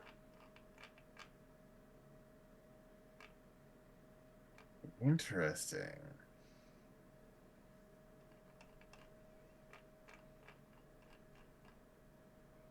All right. So I believe we said that was spending a legend last time I did it.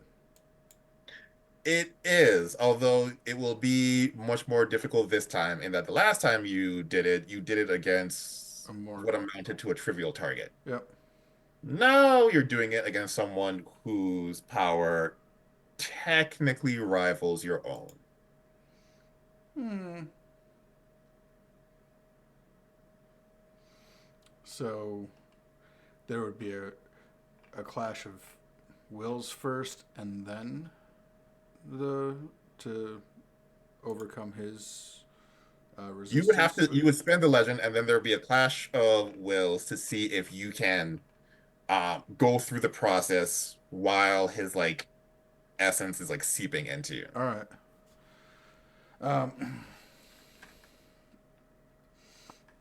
this is going to be more physical than last time, so I would think athletics would be an appropriate skill for the clash. Sure. All right.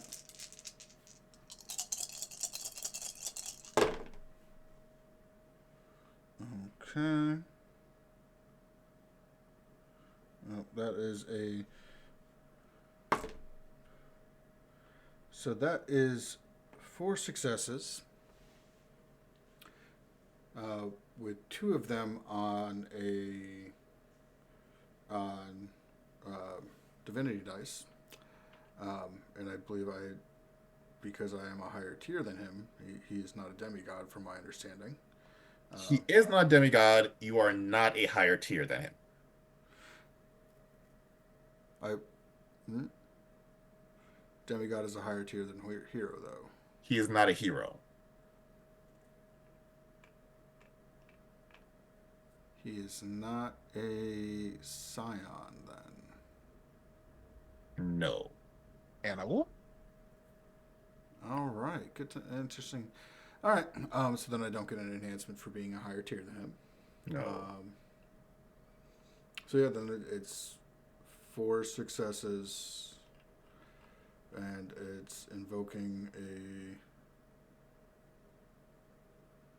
title, which I'm still in the werewolf form, and I have just done what the people around me think is a monstrous act by striking at a hero in their eyes. Mm-hmm. So, who becomes a monster for good would be a Yep. legendary title to invoke Like it. there for enhancement on that. Um, and I think we last time we did this, we said health was the purview that was involved. Yeah, that So, makes sense. yeah, so that is a total of 5 successes, with 2 of those being divinity dice. Um, Okay, but you did have success on divinity dice. yes, 5 successes total. 2 of them were divinity dice. And so you slam to the ground and start attempting to exorcise him from this like presence that you know partially is coming from this entity that's like existing over Ratusa. Mm-hmm. And as you're like looking to find a way to exorcise him, you just can't figure out. And you're getting tired and tired and more tired. You even find your eyes like closed. Like you like when it's like you're just really tired, your eyes closed for just that second, and you're not sure if you fell asleep for like a second or 10 minutes. That happens, and you open your eyes, and he's looking at you and says, if you need a nap, we don't have to do this now. I can wait.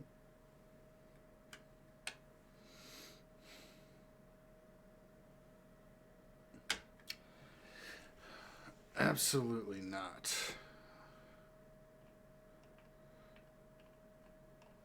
So,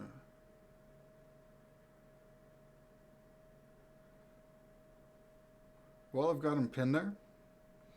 I'm also You do. He hasn't tried to escape yet. okay. I'm He is going to, at this point, reach out and try to touch your cheek.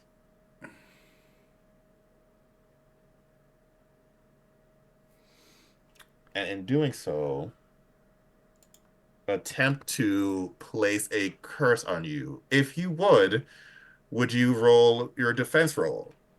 Just as a reminder, as a demigod, your base is 2, and then you roll your highest resilience stat. You add that to your base of 2. okay. So that is 3 successes. Uh, he had All of them are divinity dice plus the 2, so that's 5. ah,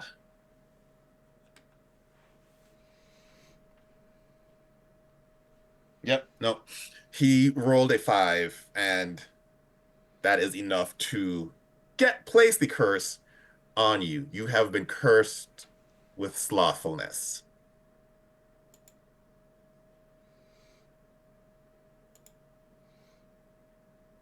Actions that Any action that uses the physical column uh adds this sloth energy to you that begins to erode away at your body.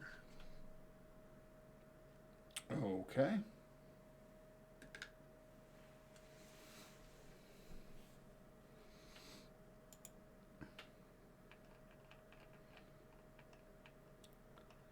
That certainly is an interesting.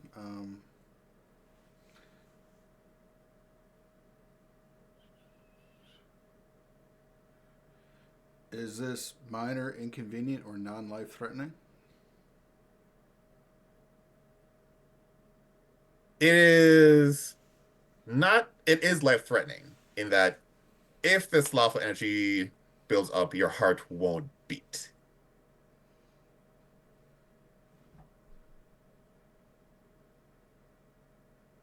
Okay.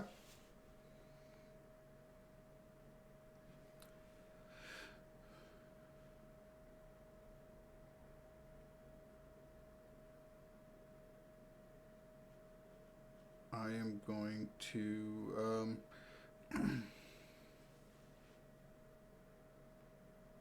No, actually, no, that doesn't work. Um,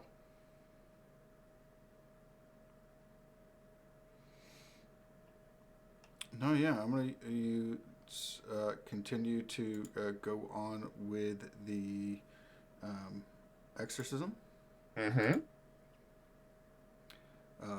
to drive this being out of him. All right. Are you Okay. going to use the same roles that you did last time? So we're looking at the skill roll to is a straight skill roll against it, or is there what are we looking for as a roll? Because I just used the skill for the Clash of Wills last time. So Yeah, same thing. okay.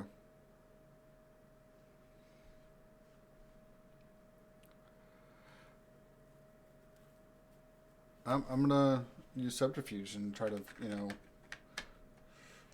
trick the being that's controlling him Okay. into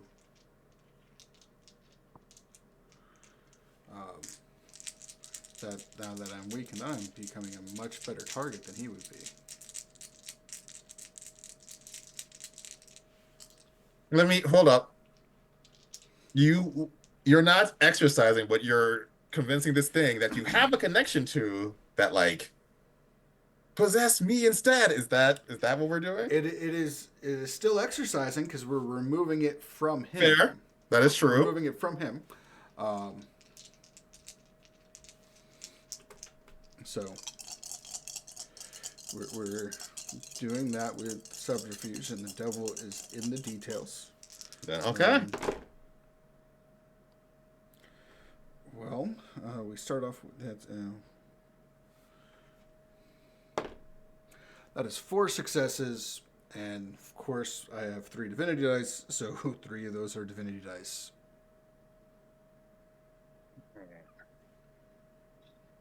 Unfortunately, it seems like even with the two enhancement I gave, uh, it is not enough to entice this being to switch over to you, although its eyes are now firmly aware of your existence. Okay. Um,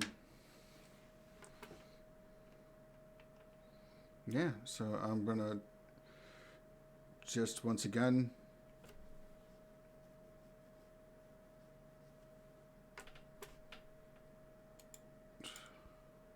Hey, how did the Clash of Wills work with less if it's a static? Is it a static target on him, or did he? Oh, he rolled as well. Okay, he just rolled. All right. Yeah, like he just rolled ridiculously fucking high. Like I don't think I should be using this dice roller on Google right now. Yeah.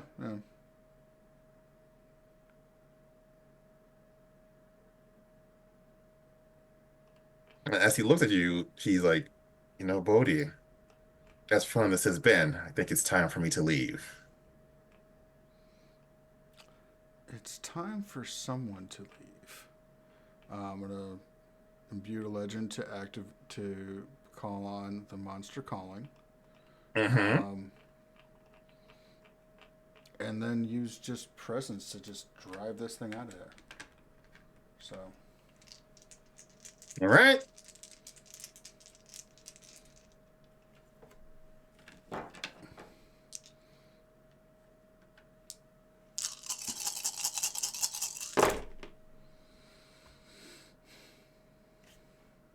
okay, well that is four, and this time none of them are divinity dice. If I'm by adding in the presence and the to it. Um, so one, next week I will not be using this. Like something's going on with Google's like algorithms. I rolled five dice, um, and with the 10 agains, five of them succeeded. So we're That we're going. is not counting my enhancement from monster calling. I thought that enhancement was specifically for attacks. So no, I'm spending a legend to imbue the calling Ah, yes. I'm imbuing a legend into the calling to evoke the calling in um, persuading this being's monstrous way that there is something more than something better than the current vessel as part of the exorcism. Okay. So, So with that, you hit that 5, which means you are now the target of this entity. lovely. Um, with that, poor little Viper passes out. Everybody else who was full of that like sloth energy kind of recover, like not really sure what's happening. You get the feeling they weren't, their minds were also like very clouded, so they're actually very confused. Some of them look at their phones, some of them just kind of disperse immediately. Um,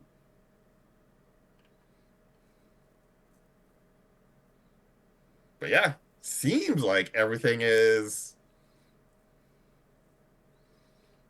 everything worked out. Yeah. Something With like that, that. yeah, everything is great. With that, we're gonna switch to Nolan. All right. Um, the people have finished the Minotaur and are all standing at attention as there is as the shadow being that was Rachel is now reaching for her scythe. I am imbuing the legendary title, Uncle of Overcoming Pain, and coaxing our Rachel back. And has he even put like a band-aid over like the boo-boo? Just slid a band-aid on. Okay, I see you, champ. I know. That hurt. But you can't throw a tantrum every time you get hurt. All right, let's see, Rachel. I want you to roll will on this. Do I roll on this? So for you, I would roll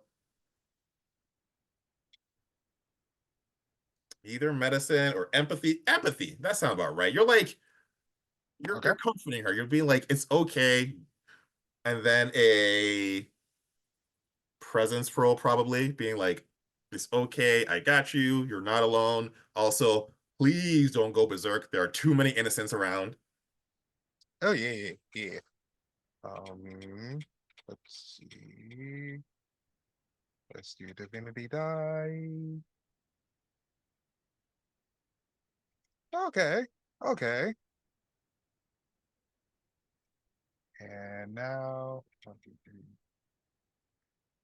5.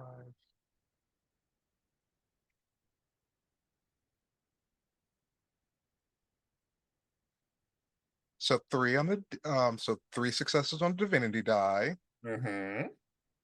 Um, and no successes on the other die. So 3 plus the enhancement from invoking. Yeah. All right, let's see. God damn. Why are you rolling so well, Google? Okay. Google only rolled a 3. Okay. Um, and so Rachel wakes up very confused. Hey, buddy, you got conked in the head there. Did I? Oh, I thought I dodged it. Oh, that No. hurts. Well, we're gonna have to teach you how to dodge, but now I'm realizing another thing. What? We gotta go and figure out this whole darkness void thing. I thought you said like it'll come to me. We're gonna have to little up that a little bit, just come up with a better purpose for it. Um, just in case. Seeing as it activates automatically when you are incapacitated, we now have to figure out something different. Oh, and she's looking around. You can tell she's like, did I do a thing? Like, is anybody dead? No, no, no. I got to you before you actually did the thing. Although you pulled out a new weapon, which was like, oh no, that's a new one. Huh. Maybe I should just like give the powers back. Like these don't seem very helpful. Once they're given, you can't really give them back. I mean, I talk to moms all the time, and she said I didn't have to do it if I didn't want to. Yeah, but like that's vague. That's vague. And that usually once you they usually take something with them when you do that. Yeah, This it's is going to be a real hassle. well, nothing interesting, nothing new comes without the hassle and the learning. Fair. And then she'll get up, and then there's a little bit of a shock as like the people who were in chaos were all like standing, all in the line, ready. Oh, Did you do this? yeah, I kind of did that. He just takes out the fan, uh, finish cleaning up the mess, then fall out. And they all begin to clean up the mess. Okay, but back to you. All right, so listen. Okay, we wait a minute. Hold on for a second. I gotta do a Bodhi check. He's gonna go and call Bodhi.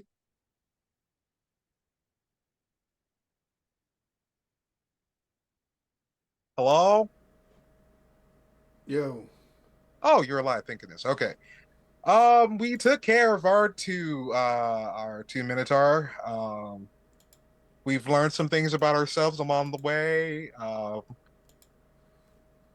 probably gonna get ice cream later. How about you? How are you doing? Did you solve your thing? yeah, yeah.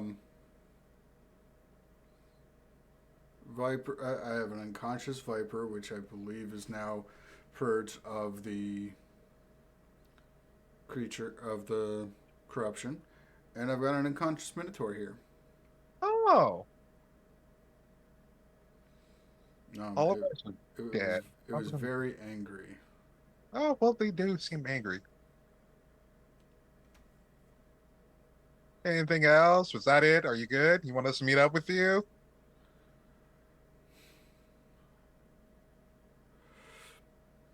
I need a nap. You need a nap. Okay. Yeah. I think Rachel also needs a nap. No, no, I'm good. Let's Never let's mind. let's let's go save the world. But you know what? I think we just already like saved the world right about, yeah, right when you got caught. But we'll get them next time, champ. We'll get them next time. Oh, Jesus.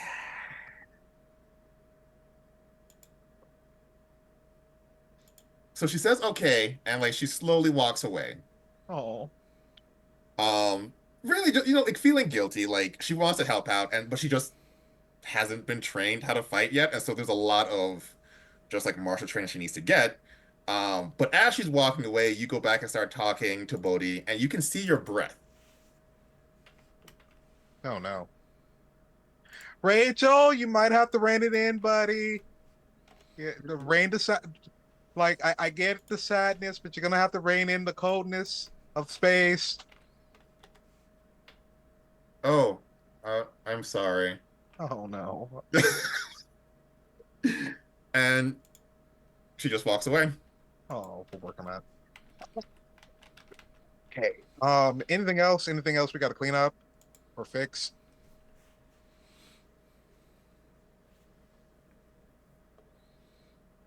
Um, I don't think there's anything pressing from this most recent outbreak um, of ridiculousness. Um, so we'll see, I guess. Awesome. Okay. Well, all right. I will. You know what? I will meet you downtown. We'll debrief. Uh, don't go anywhere. Be there in like 5 minutes. It's gonna hang up the phone. Hmm. He's just gonna look around like he sees two minotaurs. Is there anything odd after they've been taken out? You have Scent of the Divine because you are a demigod. Yeah. They smell like Viper does. Oh, snake bastard.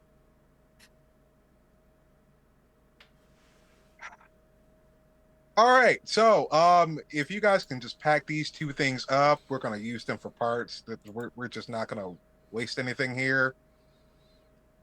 And just send them back to the just send them around back to like the main bathhouse. I'll just have two people come out and just harvest stuff, just to not have it in the middle of the road. Yeah, as part of the cleanup, they are transported to the main bathhouse.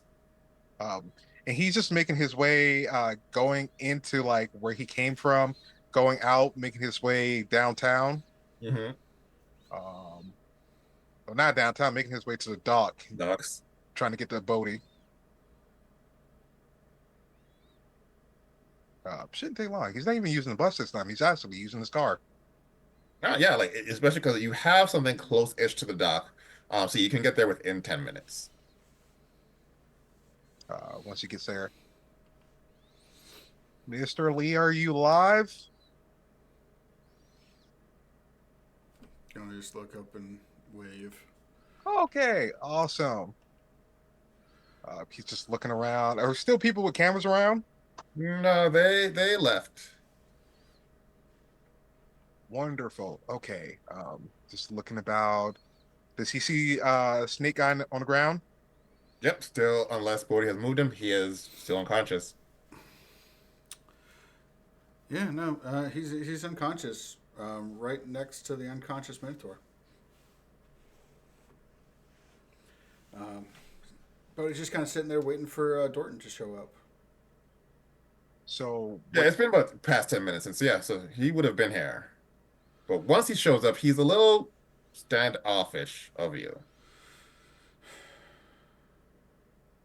Yeah, yeah. Are you okay, my friend?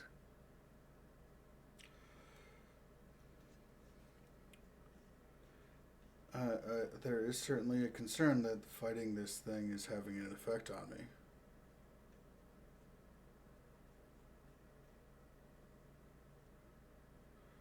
Mayhap you should rest. You do not look well. Yeah, well,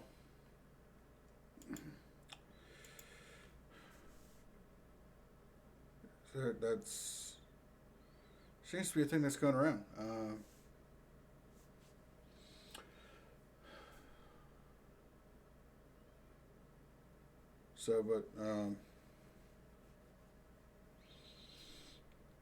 But I get the feeling that there's something going on with the island that is somehow connected to all this. It was a man-made island. Is that? Am I correct in that? That's correct. Yep. Okay. This means there's a lot of like.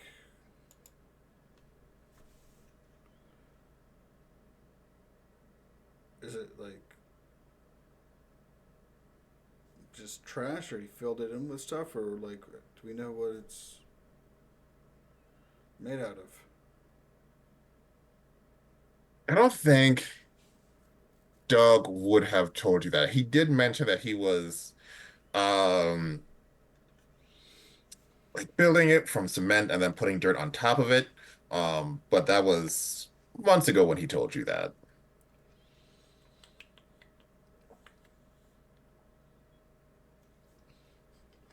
So there is some layer of organic component to Yes, this island. yes. From what it looks like, you definitely see like it looks like just land. Like you see dirt, you see grass, you see trees. Um, but that is likely not the entirety of it as it is well into the ocean. Okay. Um,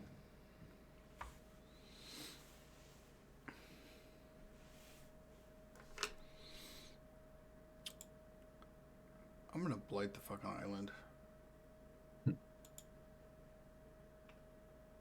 Um, with fertility purview, I have the boon of Blessed Harvest. I can Mhm. imbued one legend. Um, Yours power to Blessed Blight. Blighted lands undergo rapid decay. Crops become inedible instantly, and almost all plant life dies out within a week. Structures made of wood or other plants material decay as well, suffering a single health damage each day. The blighted land remains infertile for legend plus 10 years after the boon is, or legend times 10 years after the boon ends. Right. Um, so yeah, the island being a piece of land, which is a subject, Yep. I'm gonna go out to gonna find a way out to the island, Hmm. and I'm going to blight it so that all living organisms on there um, would essentially decay, and any organic matter would eventually just kind of fall off of the island, Okay. um, displacing hopefully anything that is lingering um, from Doug's plan to build this island, which popped up around the time that all these curses started, all these people started doing, being weird and funky and messed up. Okay. So you are heading to uh Scion Towers. Mm-hmm. Nolan, are you going with? Yeah. I explained exactly the whole rationale behind this to Nolan. Like, look, this thing is whatever's going on. Scion Towers, there has to be a connection. The timing, the timeline, it works out. Before Viper and these raging Minotaurs got here, and he's Uh, going to load the Minotaur and Viper up and on the boat while they're doing this to make sure that he's got an eye on them. Um, it all started when he started this damn island. yeah, no. So this may take more than just this, but this is going to start. So at least start weakening whatever, and we can kind of better get to the bottom of this. Um, as he's talking about this, um, I think Nolan has while the boat is going, because he's probably having this conversation while the boat is heading that way. Right. Uh, Nolan's just like, I, I think this also introducing me to the other topic at hand. Um, we don't have any magical firepower on us.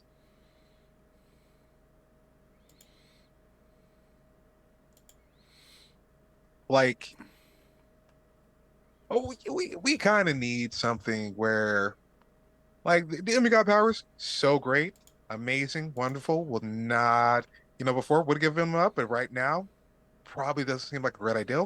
But we don't have anything that is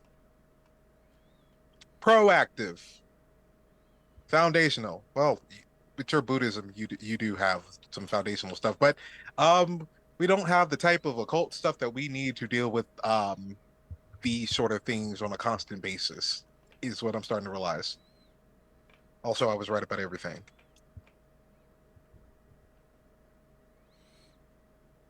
I'll accept that. Yes, both premises of that. Uh, but let me see one thing. Let me see. I want to test the thing. Um, no one's going to look at Bodhi's fate things, not fate binds, but fate to like eldritch stuff. Do you have the awareness? I've only looked at that thing once, but I don't think I have the awareness. Hmm. Okay. You can do that. It will just be a harder roll. What am I rolling? Eldritchness. It's going to need to be some sort of composure roll for sure. Let's go occult composure, and you can use your title as you're like looking into fates to see. Okay.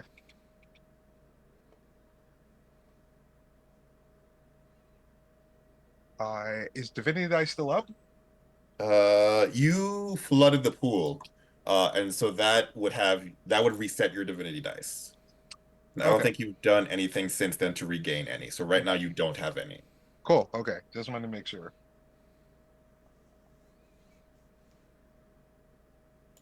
So it was composure and or what else?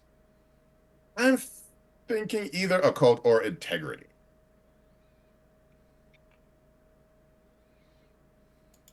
Oh, okay.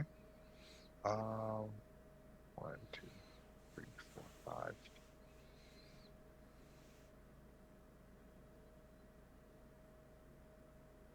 7. Tans came in handy. As you look at Bodhi, you notice something off just as Bodhi's phone rings. Actually, no, he wouldn't call. Bodhi gets a message from Silas.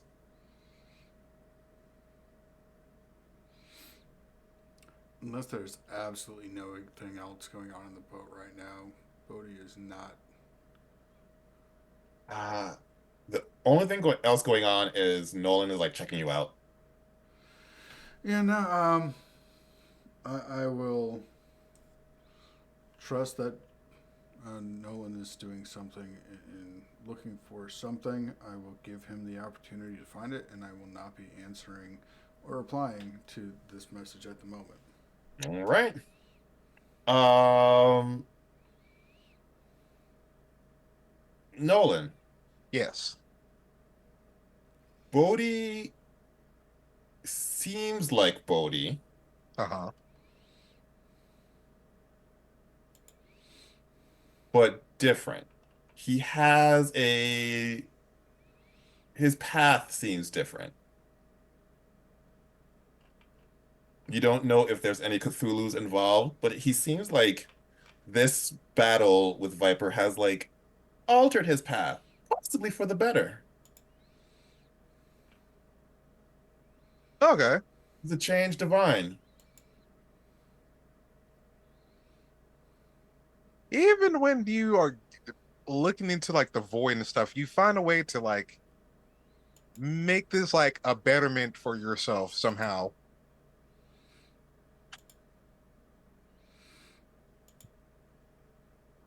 Yeah.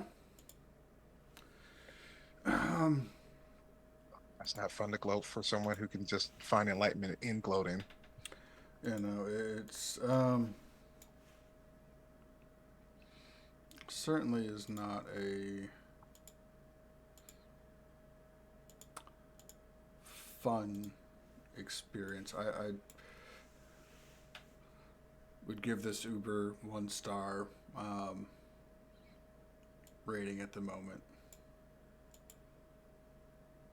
Um, with that, is our snake guy still breathing, still just conked out? Yeah, assuming Brown on the boat, he's still alive. Do you want him still knocked out or what? I'd like to see what the effects are on when he comes to. Um, Seeing if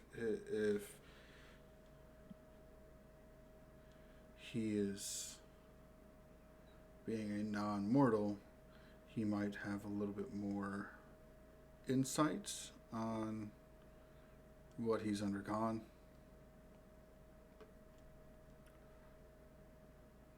By the way, Bodhi, like because you have that awareness, you can see where those tendrils are coming down. Yeah, Uh, you know that you are one of the five, even though you can't see it. Like you know what you did. You're aware of that. You see four other tendrils. Right. Yeah, you see four other tendrils coming down in the city. no longer on Viper, right? Non-Viper. Nope. No.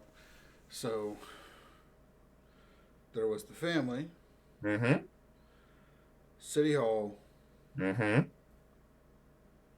police Police station. station. Didn't we take care of the one at the temple? The other one is not coming down in the direction of the temple. This is now a new tendril Yep. It is in a new part of the city. Look like the downtown area.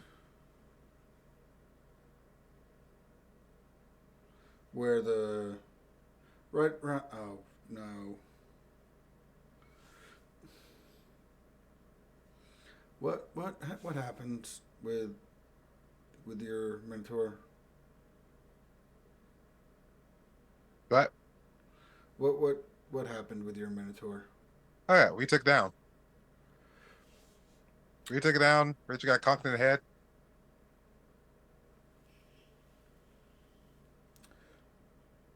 Please tell me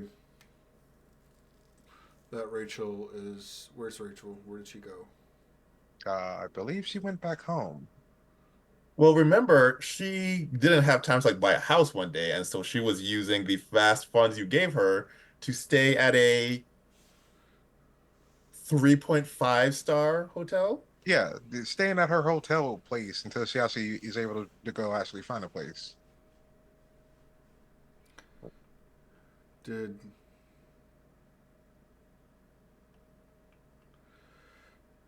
is this hotel downtown? Yes, And she got knocked on the head. he's always And letting. one of these tendrils this thing is doing is somewhere downtown at the moment. Wait, isn't she technically like above Eldritch horror because of her mother is kind of like an Eldritch horror in some form or fashion? Is Nyx because of how I look behind the veil because of how Nyx is being conceived of in this game.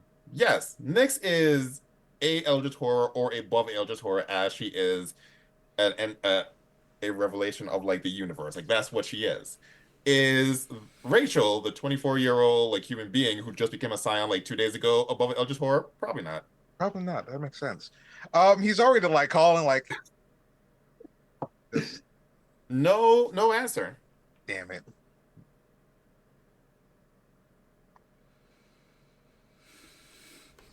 So So okay, so we might be dealing with like a apocalyptic sort of situation here. yeah, yeah.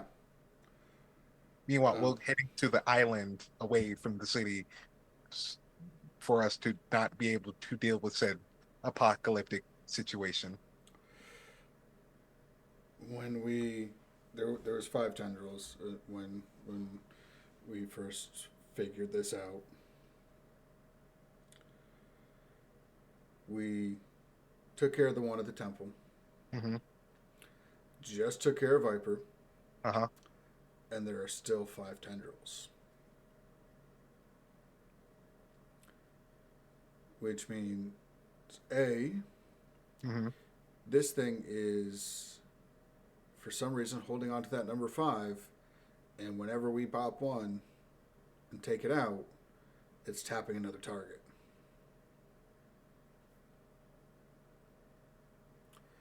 Number two, it's just randomly growing and happens to have the same number of tendrils as it did before we took two out.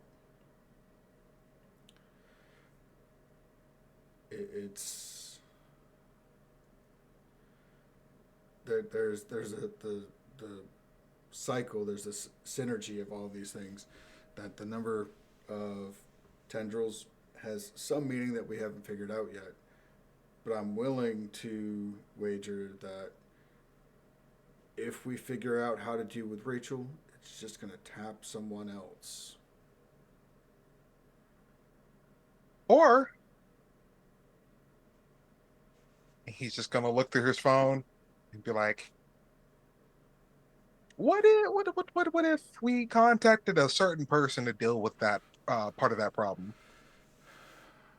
I mean, she does want to see me for ice slushy tea, and she probably would not like the idea of her daughter being puppeteered by something else um in her wheelhouse.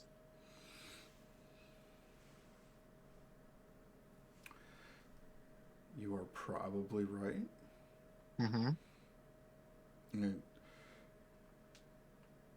if you would like to call her and let her know what is going on, we can certainly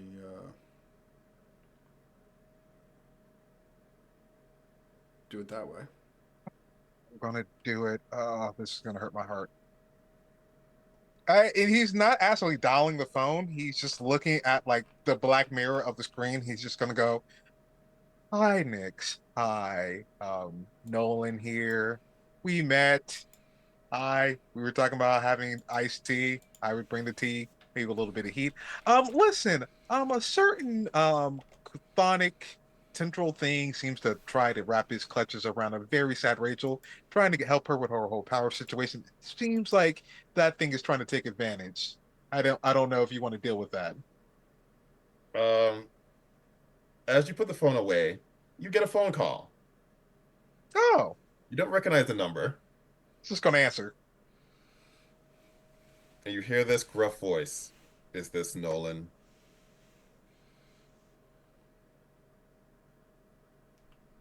This is a bill collector.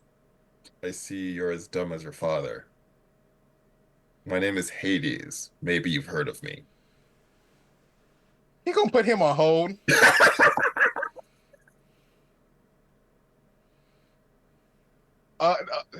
And like he has like probably SWV right here playing as the hold music. Why is it that when I call one divinity, another one decides to pick up the phone? Do they all have their lines tapped? Like, I yes, I know we went through like the underworld to go and meet her, but like that does not mean he get the screen calls. Okay, I'm gonna imbue your calmness, Bodhi, when I have this family conversation. Wusa. Yeah. Take the hold off. Hello, Uncle. How are you? Thank you for calling. You're not the one I was calling for. I'm not the one you were calling for. Any call that comes through here needs to be approved by me. And any call that goes to Nyx absolutely needs to go to me. Her daughter is in trouble. She probably would want to hear it from someone else, from me, rather than find out about it later on. I have a better idea. What if we don't tell her her daughter's in trouble? We let her daughter die, and then the world doesn't end. You know, you guys say that, and then the world always finds a way to almost end. So, like, I need y'all to stop with these mixed messages. Okay, you want me to be clear, straight up? Um, No, we're no, going because to let her daughter die and therefore not start the end of the universe. That's what we're going to do. Is that clear enough for you, nephew? I'll let me put you on a brief hold. Okay, now that was condescending and like I want to fight him now. I want to fight both of them, but like not like as gods, but like as like the real. He kind of looks at the third wall of the screen. This is not the right channel to say that. And looks back at Bodhi. Like the real individual that I am, I kind of want to take them out on the street and fight like squirrels. Like I want to squirrel off like squirrels in the streets like birds. It's kind of one I like and accidentally unmutes himself and he says it's like I'm you know what? Fuck being gods. Like let's fight like mortals in the street, like the ones that we really try to be. You know, And then if you let me kill you, we can fight in the streets all for all time down here. no. I said like mortals, not like gods. That's the problem. You guys want to fight like gods. I want to fight like mortals. I want to like square off and we all end up on World Star. You know what? Sure. I will take on some mortality and fight you just as long as you understand you are not talking to Nyx. You don't get to call Nyx. I am putting a stop to About that. Nick's anymore. I forgot about Nick's. I've already come up with another plan about that. I'm mad about like the condescending nephew thing. Like, you think that was the thing I was more mad about? It's the nephew thing that kind of like makes me want to fight you right about now. Well, then let me teach you a little bit about power, nephew. If you wanted to fight me like a mortal, get strong enough to make it happen. Until then, you are nephew. This is why your wife always comes to you only on a certain season and not all year round. He hangs up the phone, You immediately see a call back. answers the phone. Didn't expect you to answer the phone again. You know Oh, what? no, because I wasn't finished. And that is why when your kids talk about you, they don't actually say your name. They say your Greek name. Should not say something about you. They don't say your Greek name. They call you by the Irish name. That should tell you something. They don't even see you as their actual father. They see you as the stepdad. Because all you young kids don't understand what it means to be a real god. That's the problem. You just You walk don't around even be here. a real god half the time. Half the time you just do death, destruction, death, and then you come and take a paycheck, and then your wife goes off during spring and be like, "Wow, I don't have to see that man ever again." And then your You kids decide to go on college and have a whole holiday. you don't understand what you're talking about. Maybe you should get more information, and then we can have an actual conversation. And Do that's not what Aphrodite says, because Aphrodite talks about y'all relationship all the time. is this on speakerphone by any chance? Oh, it's on speaker. Yeah. It's on African American speaker. Everyone has heard this conversation. Even the Cthulhu has heard this conversation. Yeah. You know what? Your Lord of the Underworldness. Oh, Bodhi's here. He You holds the you phone up. seem more respectful. How can I help you? Oh, respectful. So we are trying to deal with a threat to the mortal population, but as you said, we are not gods. Okay. All right. Is this your way of asking for help? So if you're gonna hold that over us, then give us a reason to continue the conversation.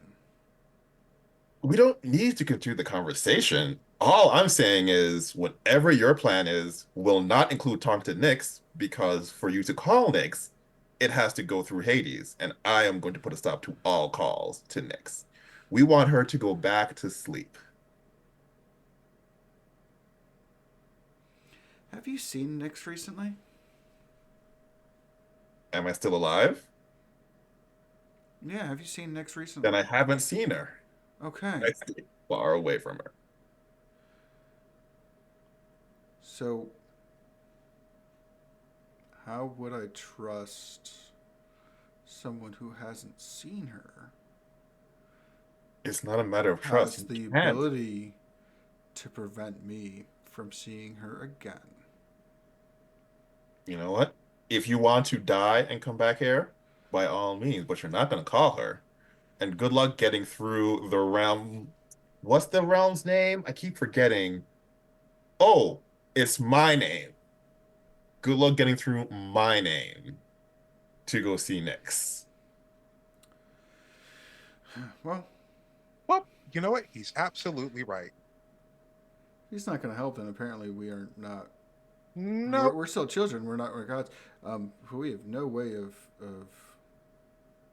doing what he wants. We Oh can't. no.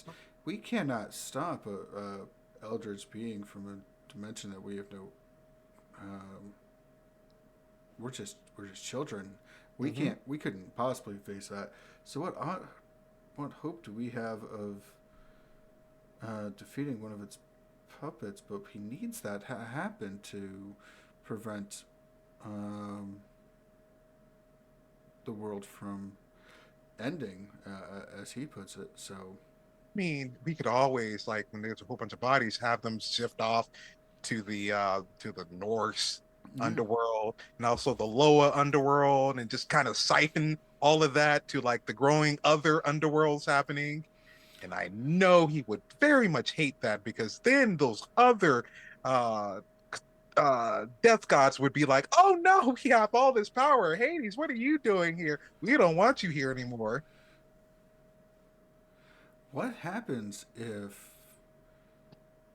we don't do what he wants and he is and the world comes to an end and we're there standing next to Rachel when it happens?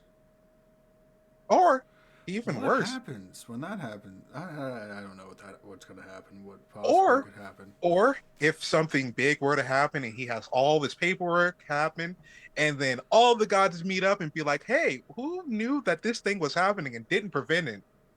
I would not be the one to go and tell all of them that we tried to help and that my uncle just told us in his infinite wisdom that we shouldn't and we should just let everything die. I would never do that. Nyx probably would throw a fit, but that's fine, according to you. And also, Aphrodite would probably spin a tale about how you effed up and try to replace you, like she's trying to replace all her other kin. Don't know. Hmm. So now we resort to threats. Not a We're threat. just children. What kind of threats could we be? And we can't put no harm on you whatsoever. You're right. I'm glad you finally realized that. But the other gods can. So what you're saying to me is that I should put a stop to this immediately. So you don't have to deal with the fallout from this because since we know you now know you're an accomplice. You will die one day, Nolan, and I will see you. And Until we then, and we will throw hands when I see you. until then, don't worry. I will fix your mistake. Not Yet our again. mistake. Well, we didn't call Nick, so technically we made no mistakes. We just discovered a chthonic thing that happened. Bodhi, you watch as the tendrils that were in the downtown area recede.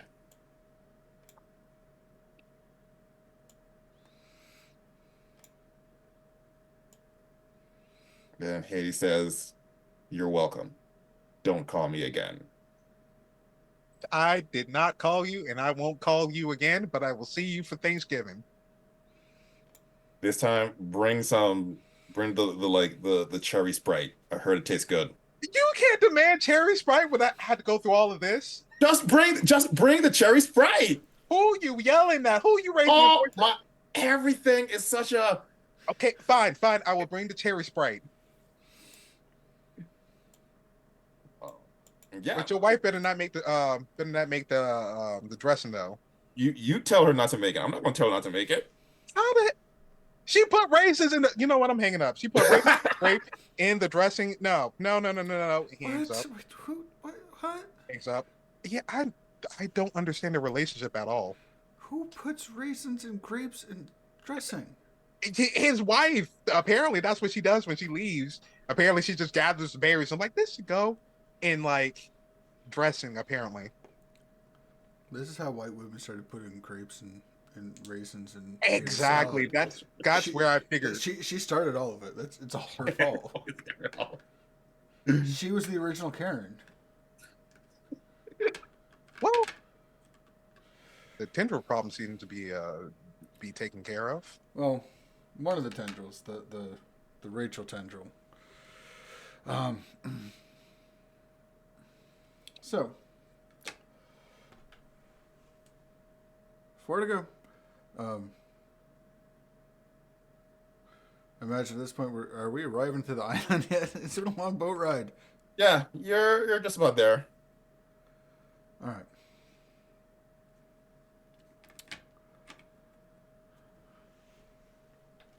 Huh.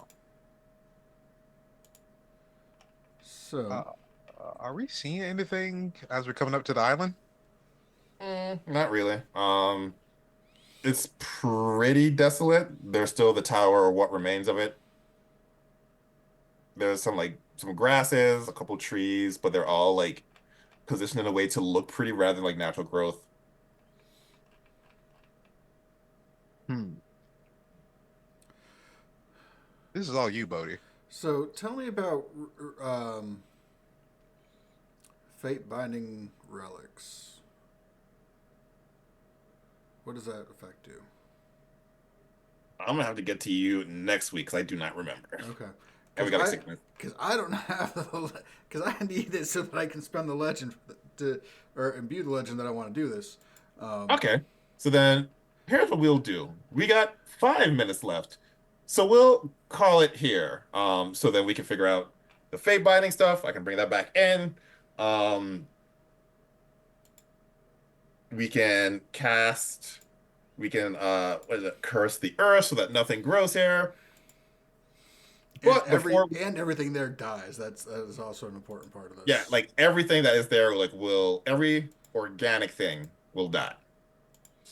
Um, and last but certainly not least, Nolan, did you give Rachel money or did you let her use your card to Oh, get the hotel room?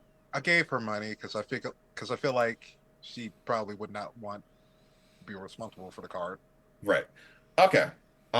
So then you, Nolan, would get a text from Max being like, hey, so that girl, Rachel, Yeah. she's on the news. What's she's on the news for? What did she do? 24-year-old has massive heart attack in hotel room, dead on arrival.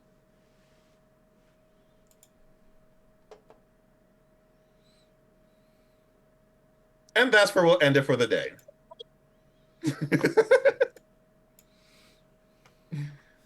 Damn it, Uncle.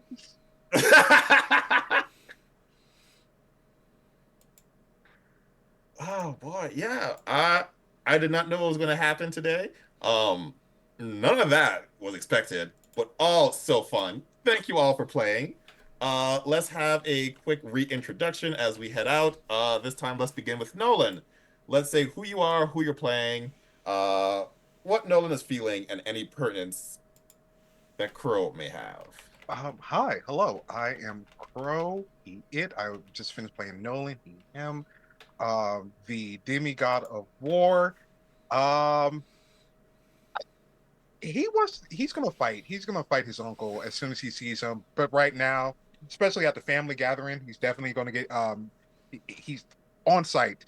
Um, yeah, you can find me as Corvus at Blue Sky. I'm on the Blue Sky site. You can find me every 2 weeks playing The World Below here on the same channel, 8 p.m. EST. The World Below is awesome. Also, go ahead and grab Curse Point. That is awesome as well. A lot of my people are playing that, and yeah, that is me in a nutshell. Beautiful. And Bodhi, if you would, who you are, who you're playing, how Bodhi is feeling, and any pertinence for Zach. Hello, I'm Zach Renato. He, him. Bodhi is, um, you know, he's just trying to get through this next thing. He does not have a plan. He doesn't have a clue, an idea of how, um, what to do. But when he doesn't have a clue, he just, you know, uses his power to kill things. And The ball back. um, uh, did I did kind of get one of his deeds of getting rid of a Cthulhu Tendru. And then he got another one, which kind of undoes it. And he didn't get the one that he was aiming for, so I don't know if that basically counts. But yeah, so he's just gonna just try to kill a whole island and see what happens. Because I don't know if there's something in the island, if there's if they pulled up dirt from some, and in the process of the excavating and granting the dirt, they summoned some, awakened some being. If there's some artifact somewhere on this island that they haven't found, that is the wellspring of all of this, but there is something going on with this damn island. He doesn't know what it is, but he's going to start by killing off every organic thing living on that, and all plant life. And then we'll take things from there and see how it works out. Um, I can be found here next week on this channel. I can be found at zachrules.com. Both that's my website and that's also my Blues handle on the BS site. You don't look for me on the Dead Bird. I'm not there. I'm not doing anything fun on the Instagram or the TikToks or any other social place that I am at. So, just Blue Sky is the only place that I'm somewhat social mediaing.